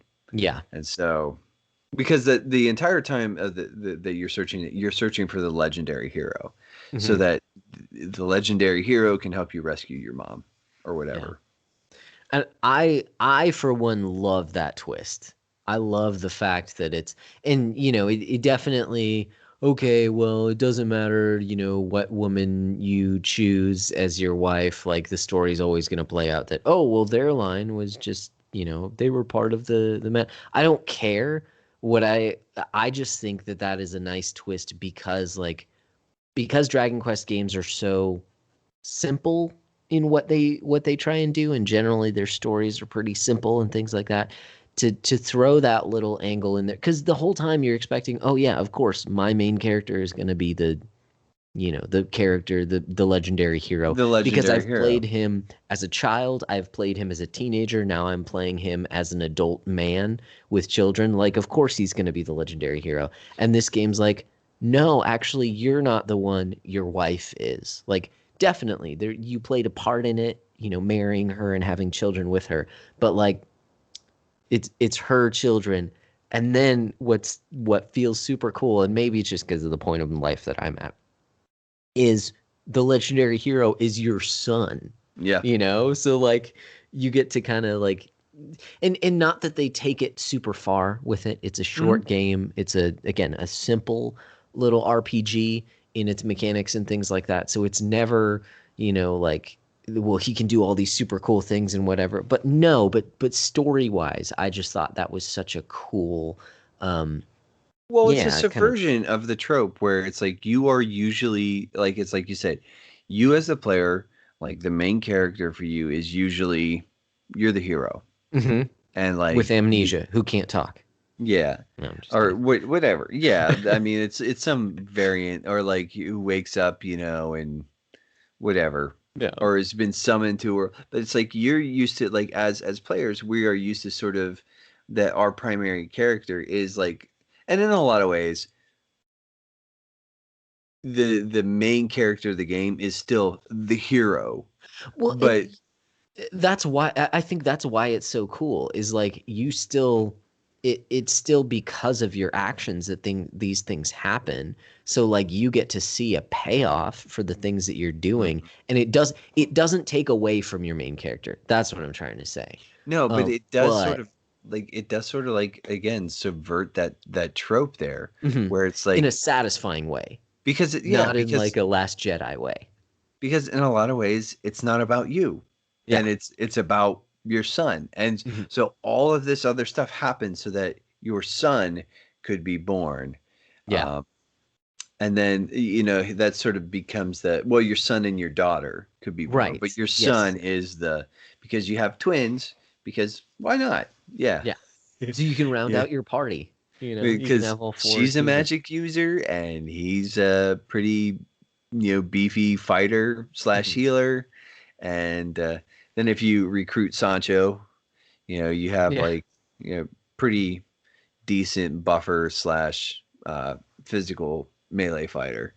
Um, Nice. did you recruit Sancho? I don't think I did, or if I did, I didn't use him because I wanted to keep it in the family.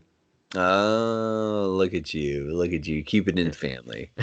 But Well, yeah, I I do mean, want to just for a second go go ahead. back to that scene that you talked about where you turned to stone, and I just have to say they really twist the knife with that scene Oh yeah. because it's so long. It's probably at least a 10-minute cut scene. Yeah. Um, but like as you're being pushed around as these little, because people think that you're just statues. You're being pushed around. Your wife's statue is taken away. You're given to some other place. Like it. Oh my goodness! That entire time, I'm just like, And no, well, no, you watch this no. scene, sort of like the seasons sort of roll Yep. past. You Yep. actually, you watch the family that lives in this house. You watch their child be born and Hmm. him start to grow up and walk around and everything else. And yeah. Yeah. Yeah. That one scene is probably the most impactful just because it carries that weight of like, oh, this has happened before. Now this is happening to you. Like you're yeah, yeah. And it helps to solidify to not that you really needed it because he literally murdered your dad in front of your eyes. But this bad guy, you want to like stomp his Oh, dude, face, he's like such a curb piece of stomp him. crap. He's Yeah. such a piece of crap. Yeah. Like, and it's like one of those things too, where like when you do finally like stomp on him, like that's it. That's like all the fight you could bring this. You, what the crap? Like, Yeah. Yeah. but But anyways, that scene is just so good because of how it just like rips your heart right out of your chest. yeah, I mean, like, and I think like the thing is like this game, the what I ended up appreciating is like, yeah, the way that it sort of flips the script and sort of like, again, that subversion of the trope, but then like the pacing issues, like I said, like I think like the imprisonment camp and then the even being Mhm, turned to stone, like those are two really sort of like bold choices because like mhm, in a lot of these like like these are not momentary setbacks, like in mhm. throughout the course of the game it's like you basically you lose like 15-20 years of your character's life Yeah. to the sort of the machinations of the bad guy. And that's, I don't know, there was something that I really liked about that I thought was like, this is good, and not just in a way that like, I mean, the gameplay is satisfying in and of itself, but I thought that those story hooks, those lines were really pretty pretty useful, pretty rad. Um, but yeah, Yeah, I man. mean, in a lot of ways, though, like the thing is, the game isn't that complicated because like No. you end up going and sort of, well, you don't rescue your mom because she ends up dying, but Mhm. You you know, meet her. you meet her and then she dies and she ascends into heaven with your ghost dad, um, which is like theologically kind of bonkers and weird, and it's not a take I would recommend anybody sort of hold on to. But I do, like, and eventually you end up, the game culminates in you beating some sort of dark lord, Mhm. with his like super funky script talk Right. that, like it's like proto elite, you know. Mhm. It's Yeah. like I was reading it, I was like, oh, they're using like weird symbols and stuff for letters and numbers. uh that's weird. But you know, game ends and you and your family beat the bad guy and you've restored peace to the land. Mhm. And it's like, and that's it. That's really just kind of like, eh. Yeah. Yeah, Did you do? it's a Dragon Quest game. Did you fight the behemoth, the behemoose? Oh yeah. Oh Is yeah. it? Yeah, that was kind of that was an interesting fight. That was where I actually just started like buffing the crap out of everybody. Hmm. Like, I tried fighting it like as soon as I could access that, and it wiped the floor with me. So I was like, "Peace. I'll come back later." And then yeah, yeah, before ascending the final tower and doing that stuff, then I went to fight it again and I beat I it. do kabuff and then whatever Hmm. the the attack power like buff is. So I had Hmm. like kabuff, and I would just kabuff and kabuff and kabuff and kabuff and Yep. kabuff, Yep. which just like made it so that I was only taking like 3 damage instead of like 40. Yeah. Um, but Yeah. yeah, Yeah. You have to. Yeah. Buffs and debuffs are good in this game. Um, yeah, not yeah, not quite to the level of Shin Megami Tensei where it's like absolutely necessary, but it is certainly helpful. It's definitely not like Final Fantasy where they barely do anything at all. but Anyways, yeah, so really I think the charm of this game comes from its story, which is why they decided to make a movie out yeah. of this. Out of all the Dragon Quests, there have been some spin-off stuff, manga. I think there was even an anime, but I could be wrong about that. Well, No, one's there's coming up. there is an That's right. anime. It's out. Okay. It's out. Okay. I think it's on Hulu. Oh wow. Maybe, Okay. or maybe, oh no, it's on my Verve slash Verve. Crunchyroll, Gotcha. um Gotcha. or VRV and Crunchyroll. But Yeah. yeah, so there is an anime, well, and it's been out for a while. It's significantly older, but Okay. yeah, so they made this movie. And here's what I will say: like, if you're still listening to this and we spoiled the game for you, Mm.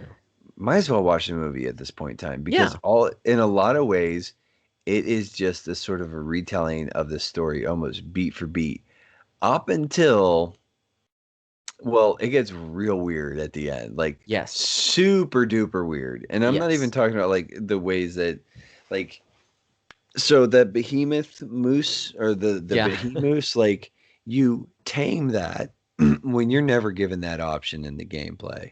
Mhm. But you sort of cure it, and it sort of goes away. But it was very much, that was like very much a Chekhov's gun moment. I was like, this is gonna come back in the dumbest possible way.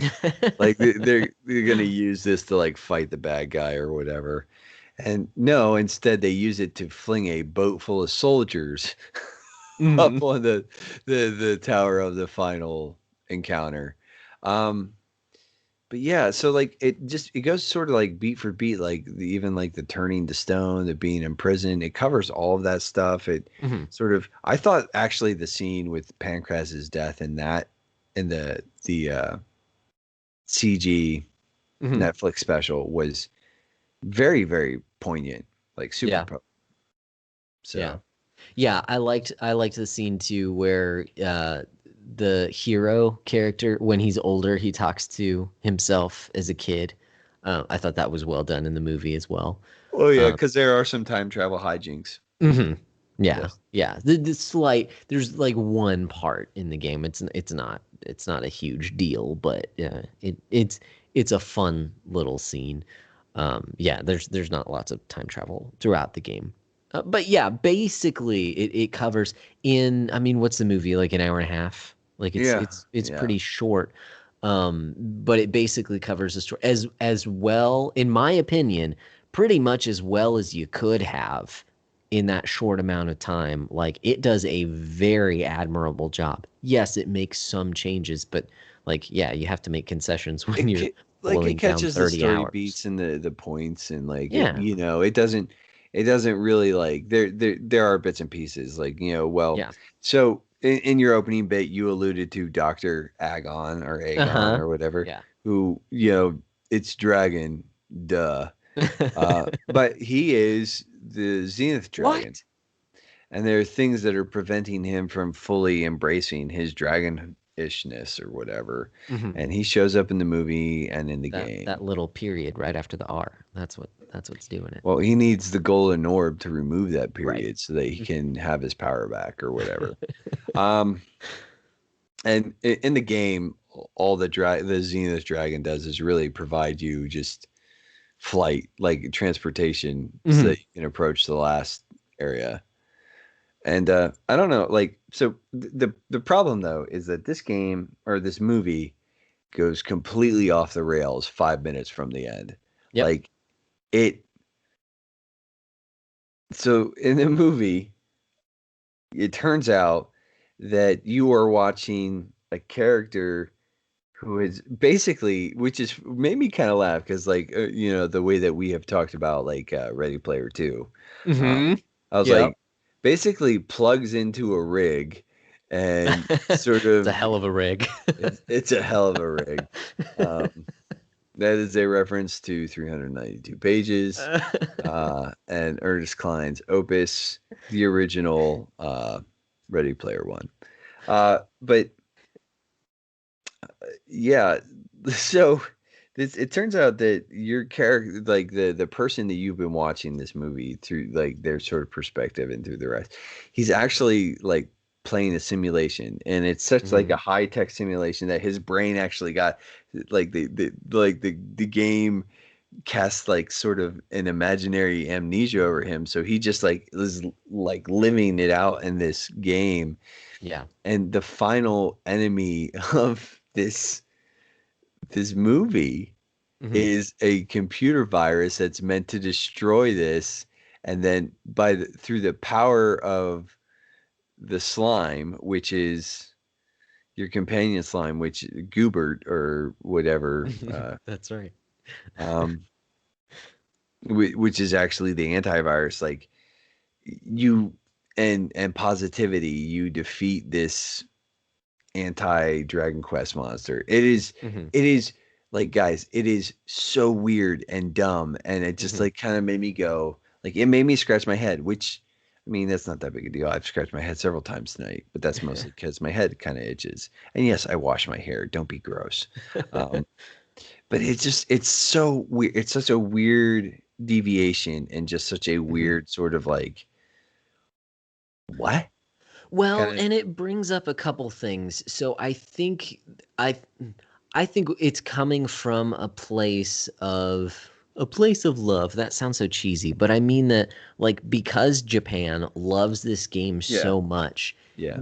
that's what it brings out because the main character, the guy who's playing the game, who's playing this VR simulation, it shows how obsessed he is with this game, and he finally now gets to play like that. He, used to play the Super Famicom game over and over and over again, and he felt like he had relationships with all these characters and kind of a thing. And so now he gets to play this VR version of it, and so that plays into this whole amnesia thing of just like really just loving this game so much um, because it felt so because it meant because of everything that it meant to him.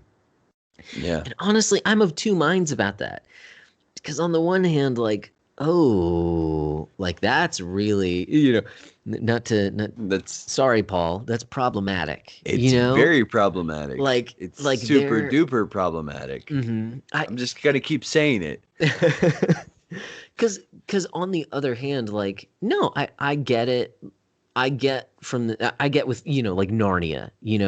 I read those books in my childhood years and continued to read them as I got older, and I do feel like I'm friends with some of those characters. You know what I Yeah. mean? Like because Yeah, of the yeah, yeah. imaginative, because of the way that it hit me, how young that I was, and that's what it brings out in this movie. Also, it's not just like, oh yeah, I was a 20-year-old who just stayed at home and played games in the basements all the time. Like no, it talks about how he was a kid and like made friends with it. So I get like from just like a purely imaginative standpoint, like why you would feel that way about these characters. It's just that now he's grown up and he's still so like attached in love with these things that it's just like, oh, it's almost like he's kind of stunted in his own growth. Maybe I'm reading too much into it, but it did kind of Well, like, it's very much like sort of this. Yeah, it's like this is like holds such a high point for him that like he needs to sort of recapture this and mhm, he needs to experience this in a more profound and deeper sort of way versus just playing the Super Nintendo game. Now he's going to sort of like live this adventure out, and mhm, it does speak to some sort of like and I don't think the creators of the movie meant it this way, but it does sort of speak to some like basically super flawed presuppositions about just his life and what mhm, he should be doing with it and sort of like what he's built his life around. yeah, So it's yeah, that ending's super weird. it Like is. guys, I would just recommend play the game first. I know you've already listened to our spoiler cast and you've already had it ruined, which was an incredibly silly thing to do. But you're the one who did it, not me. Don't blame me. Don't blame Josh. Blame Nope. yourself.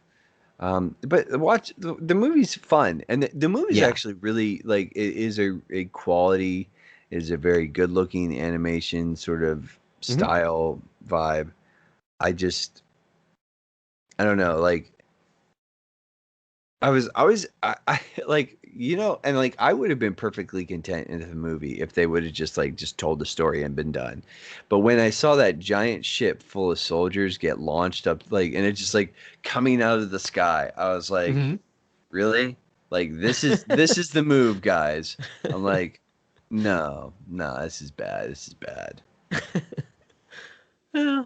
I don't know. I had fun with it. I enjoyed it. I think I think what they were trying to do with that whole ending storyline was to show how beloved the game is. Yeah, yeah, And from that standpoint, I'm I kind of like the fact that they took such a hard turn, like they took chances with the movie. Unfortunately, I'm not sure that it translated the way that they wanted it to because it no, almost feels like a veiled critique of like not being able to let go of the past. And even though it does wrap up in the end, and so I feel like it didn't quite stick the landing, even though I like what they were trying to do, if that makes it like I applaud yeah. them for trying, even though it was pretty flawed. I think that's a I think like it's a an interesting it's I'm putting on my slippers, which is great radio. Um, but it's an interesting sort of like take. It's an interesting idea, but yeah, the landing just kind of was like the landing's a little wah wah wah in my Hmm. opinion. It's kind of like Yeah. yeah. So all of that being said, when we look at these games, and I think like and again, um, even in sort of looking at the movie and just the story that these things are telling, we do have a question that we kind of like to ask when it comes to games and how but how should we then play Dragon Quest V, Josh? Are Hmm. there any sort of like standout things where you say like this should be kept in mind or whatever? Um, I'll be perfectly honest. There aren't any like I think, and this maybe is just sort of part of like games of a bygone era, but there aren't any really like problematic themes that pop out to me as far Yeah. as the game itself goes. I think it has a fairly good, a fairly healthy view of family, Yeah. um, on multiple sort of levels and counts. Your children sort of join you in your quest, which Hmm. I do have to sort of like. I mean, like, granted, your son is the hero of the ages, and your daughter is a fairly accomplished sort of magic user, but still, like, who's gonna bring like 9-year-olds or 8-year-olds on a life or death adventure with them? I'm just sort of throwing that one out there, Hmm. but Yeah. It worked um, out for him though, so bold yeah, move. bold move, Bold move, sir. Cotton. Let's see how that plays out for him. Yeah. Yeah, I think too, there isn't quite anything else like this in its own genre. Like even today, I can't think of anything that I've played that has this same sort of theme of family, um, that does it in such a way where, you know, you're this character. I mean, a lot of things that we've already talked about is that you see this character progress throughout his life from when he was a child, you see his father, and then you see him kind of growing into adulthood, and then when he's older, he's a father of his own and he has his own children. And so yes, there are some things mechanically that suffer because of the story that they wanted to tell with this game. And I mean, not to defend it, you know, outright, not to be too biased, I'll put it that way. But it is a Dragon Quest game. And so you do get a very simple, yeah, a simple, like mechanically, it's a simple game. But so are a lot of Dragon Quest games. But you know, to the critique that there's not, you know, a big cast of characters or anything like that. I kind of like how different it is. I kind of like how it is because here's the thing, it's very focused. It's focused on the story that it wants to tell. It's focused on the relationships between the characters, and it doesn't need to be anything more than that. Yeah. I think too, sort of going to some of the more technical aspects of this, Hmm. and we brought it before. This is a 30-ish hour game, sort of at the farthest end of the spectrum. So, Hmm. like, be mindful of your time. But like, if you don't want to spend months playing through Persona 5, this might be a viable option if you have it on hand. Yeah. Just because I think it is, it's not super heavy, doesn't demand a lot from the player, and as much as like it's not a super technical game. Hmm. It's just you can sort of almost plug and play. So Yeah. Yeah, definitely. Definitely. I would just forewarn you that you may not feel because the mechanics are much more simple, it might not be the most engaging from a gameplay standpoint. You know, you're not going to continuously. It provides a challenge, certainly, but it is pretty standard JRPG hmm fare for the hmm most part. You may not love that all the time, but the story was enough for me and the characters were enough for me yeah, to push through all that. And I really enjoyed it. I mean, it's up there with some of my favorite Dragon Quest games.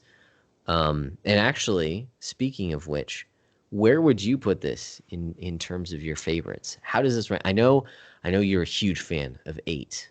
I Dragon think Quest it 8. right How does now it this goes rank? 8-3-1. Okay.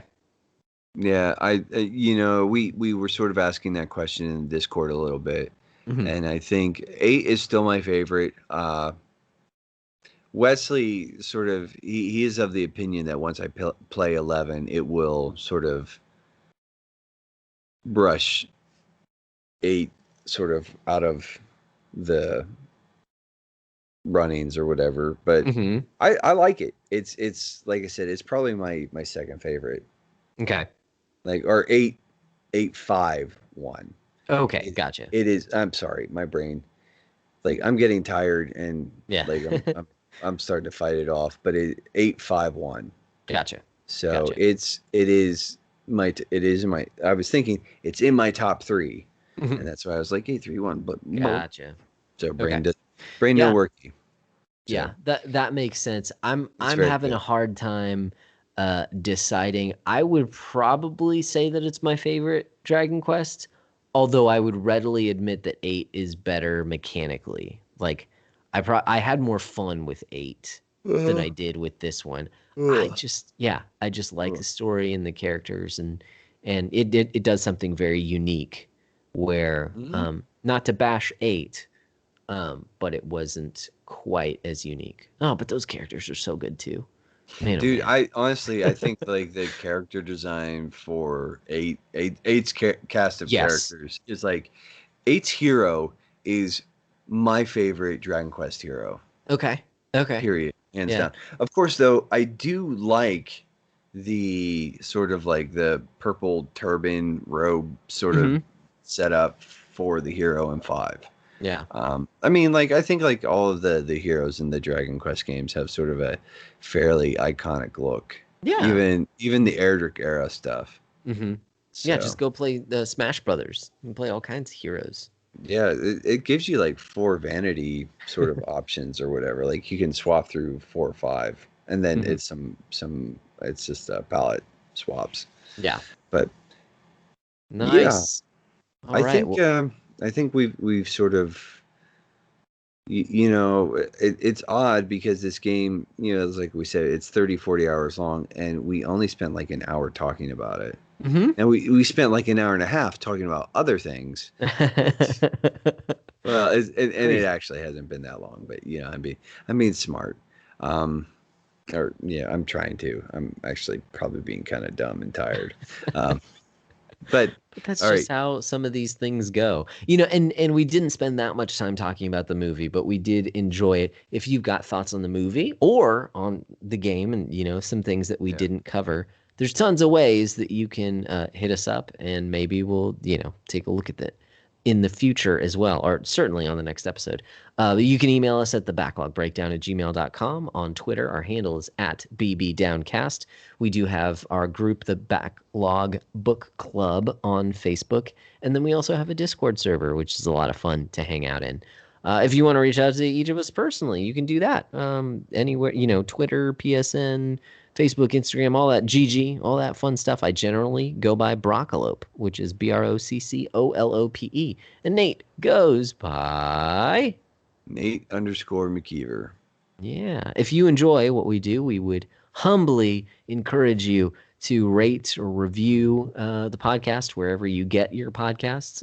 Subscribe. Hopefully, you're subscribed and share it with some friends. That'd be great. We do also have a Patreon. So, that hour and a half that we spent talking before the actual episode, um, you can listen to that. A patron at any level, you can get some of our bro hangs where we talk about whatever the heck we want to talk about. And sometimes there's ranting, and a lot of times there's they're basically just rants, but we Yeah, have it's well sometimes a lot. It feel hmm. fun. I was gonna say like it feels like for the most part like those do tend to be a lot more lighthearted, but every like today's or tonight's was a little heavy, but Yeah, it was like half and half. yeah. But no, yeah, there are fun topics in there. There's some venting, frustration stuff in there. Anyways, It's we just talk about whatever's on our mind. We have a good time with it.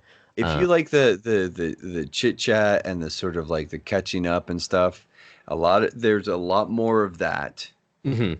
that sort of goes on in the bro hang. And if you don't Yeah. like that, well then I guess you're not missing out then.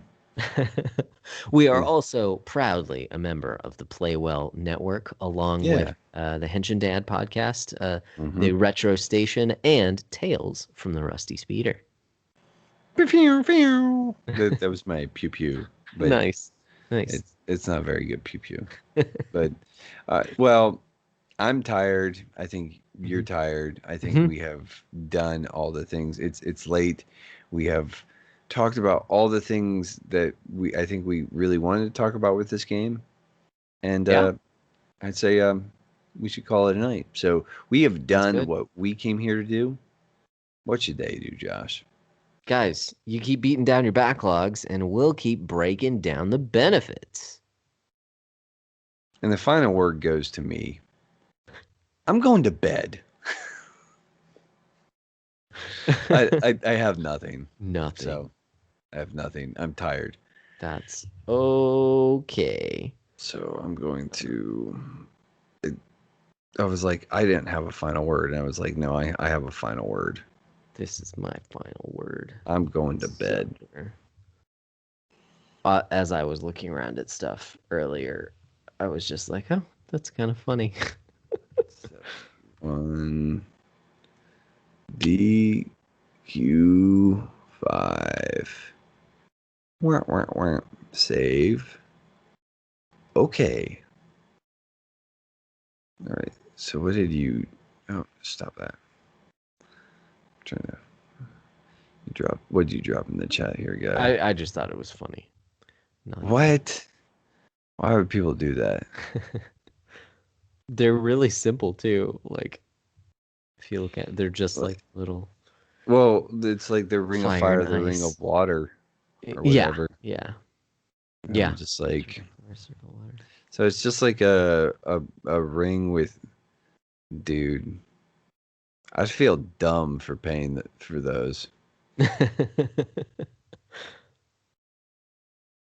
Oh, there's an article in there too. Dragon Quest 11S and Dragon Quest Builders 2, the Switch prices are permanently reduced to Down $49.99. $10. Nice. Nice, nice, nice, Like nice. that. Oh, dude, I meant to Hmm. tell you. So I know that you don't do the PS Plus stuff. Yeah. Um, but I was on Slick Deals. You Hmm. can get 2 years for $54. Mm. You know what's super tempting about that is can't you get control right now? Yeah.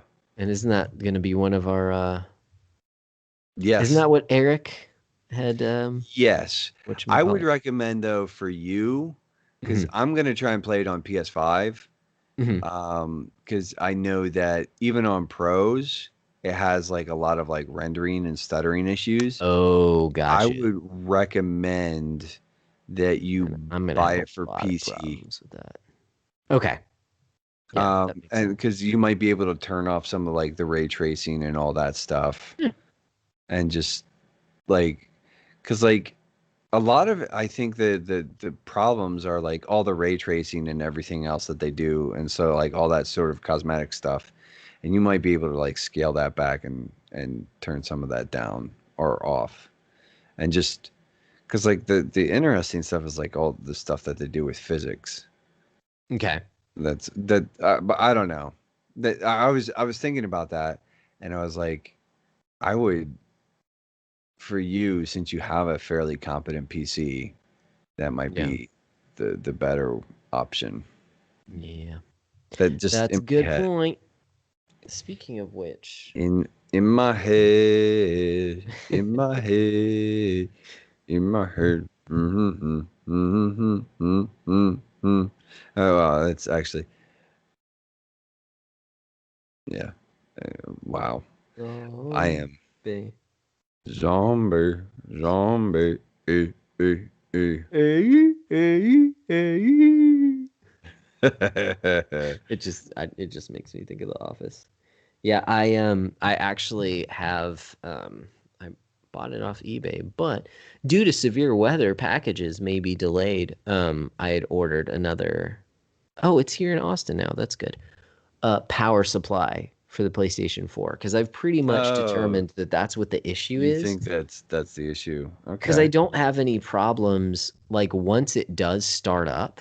it runs Um, fine. yes, yeah, yeah. I mean, it's loud. It's an early PS4. Um, Mm. but it's just like staying on, or not even staying on, because once it's on, it's fine. It's just getting it to turn on at first. It's so hit or miss. Because for like 2 or 3 days straight, it was fine. I was playing it every day. And then one time, if it takes me more than like 5, 10 minutes, I'm just like, forget this. I'm gonna play Final Fantasy. Like Yeah, that's what I dude. did a night or two ago.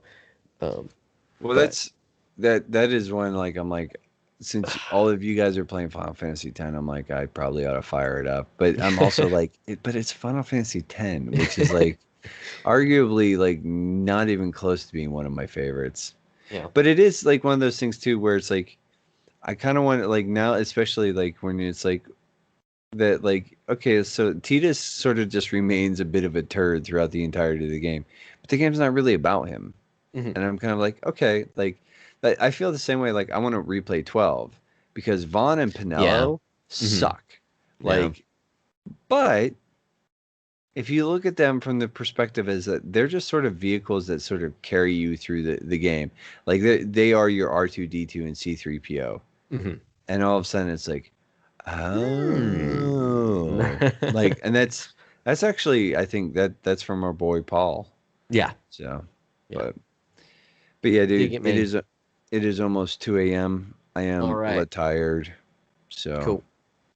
but it's been real. It's been Yeah, fun, man. and it has been real fun. So, later, homie. Peace. Good night.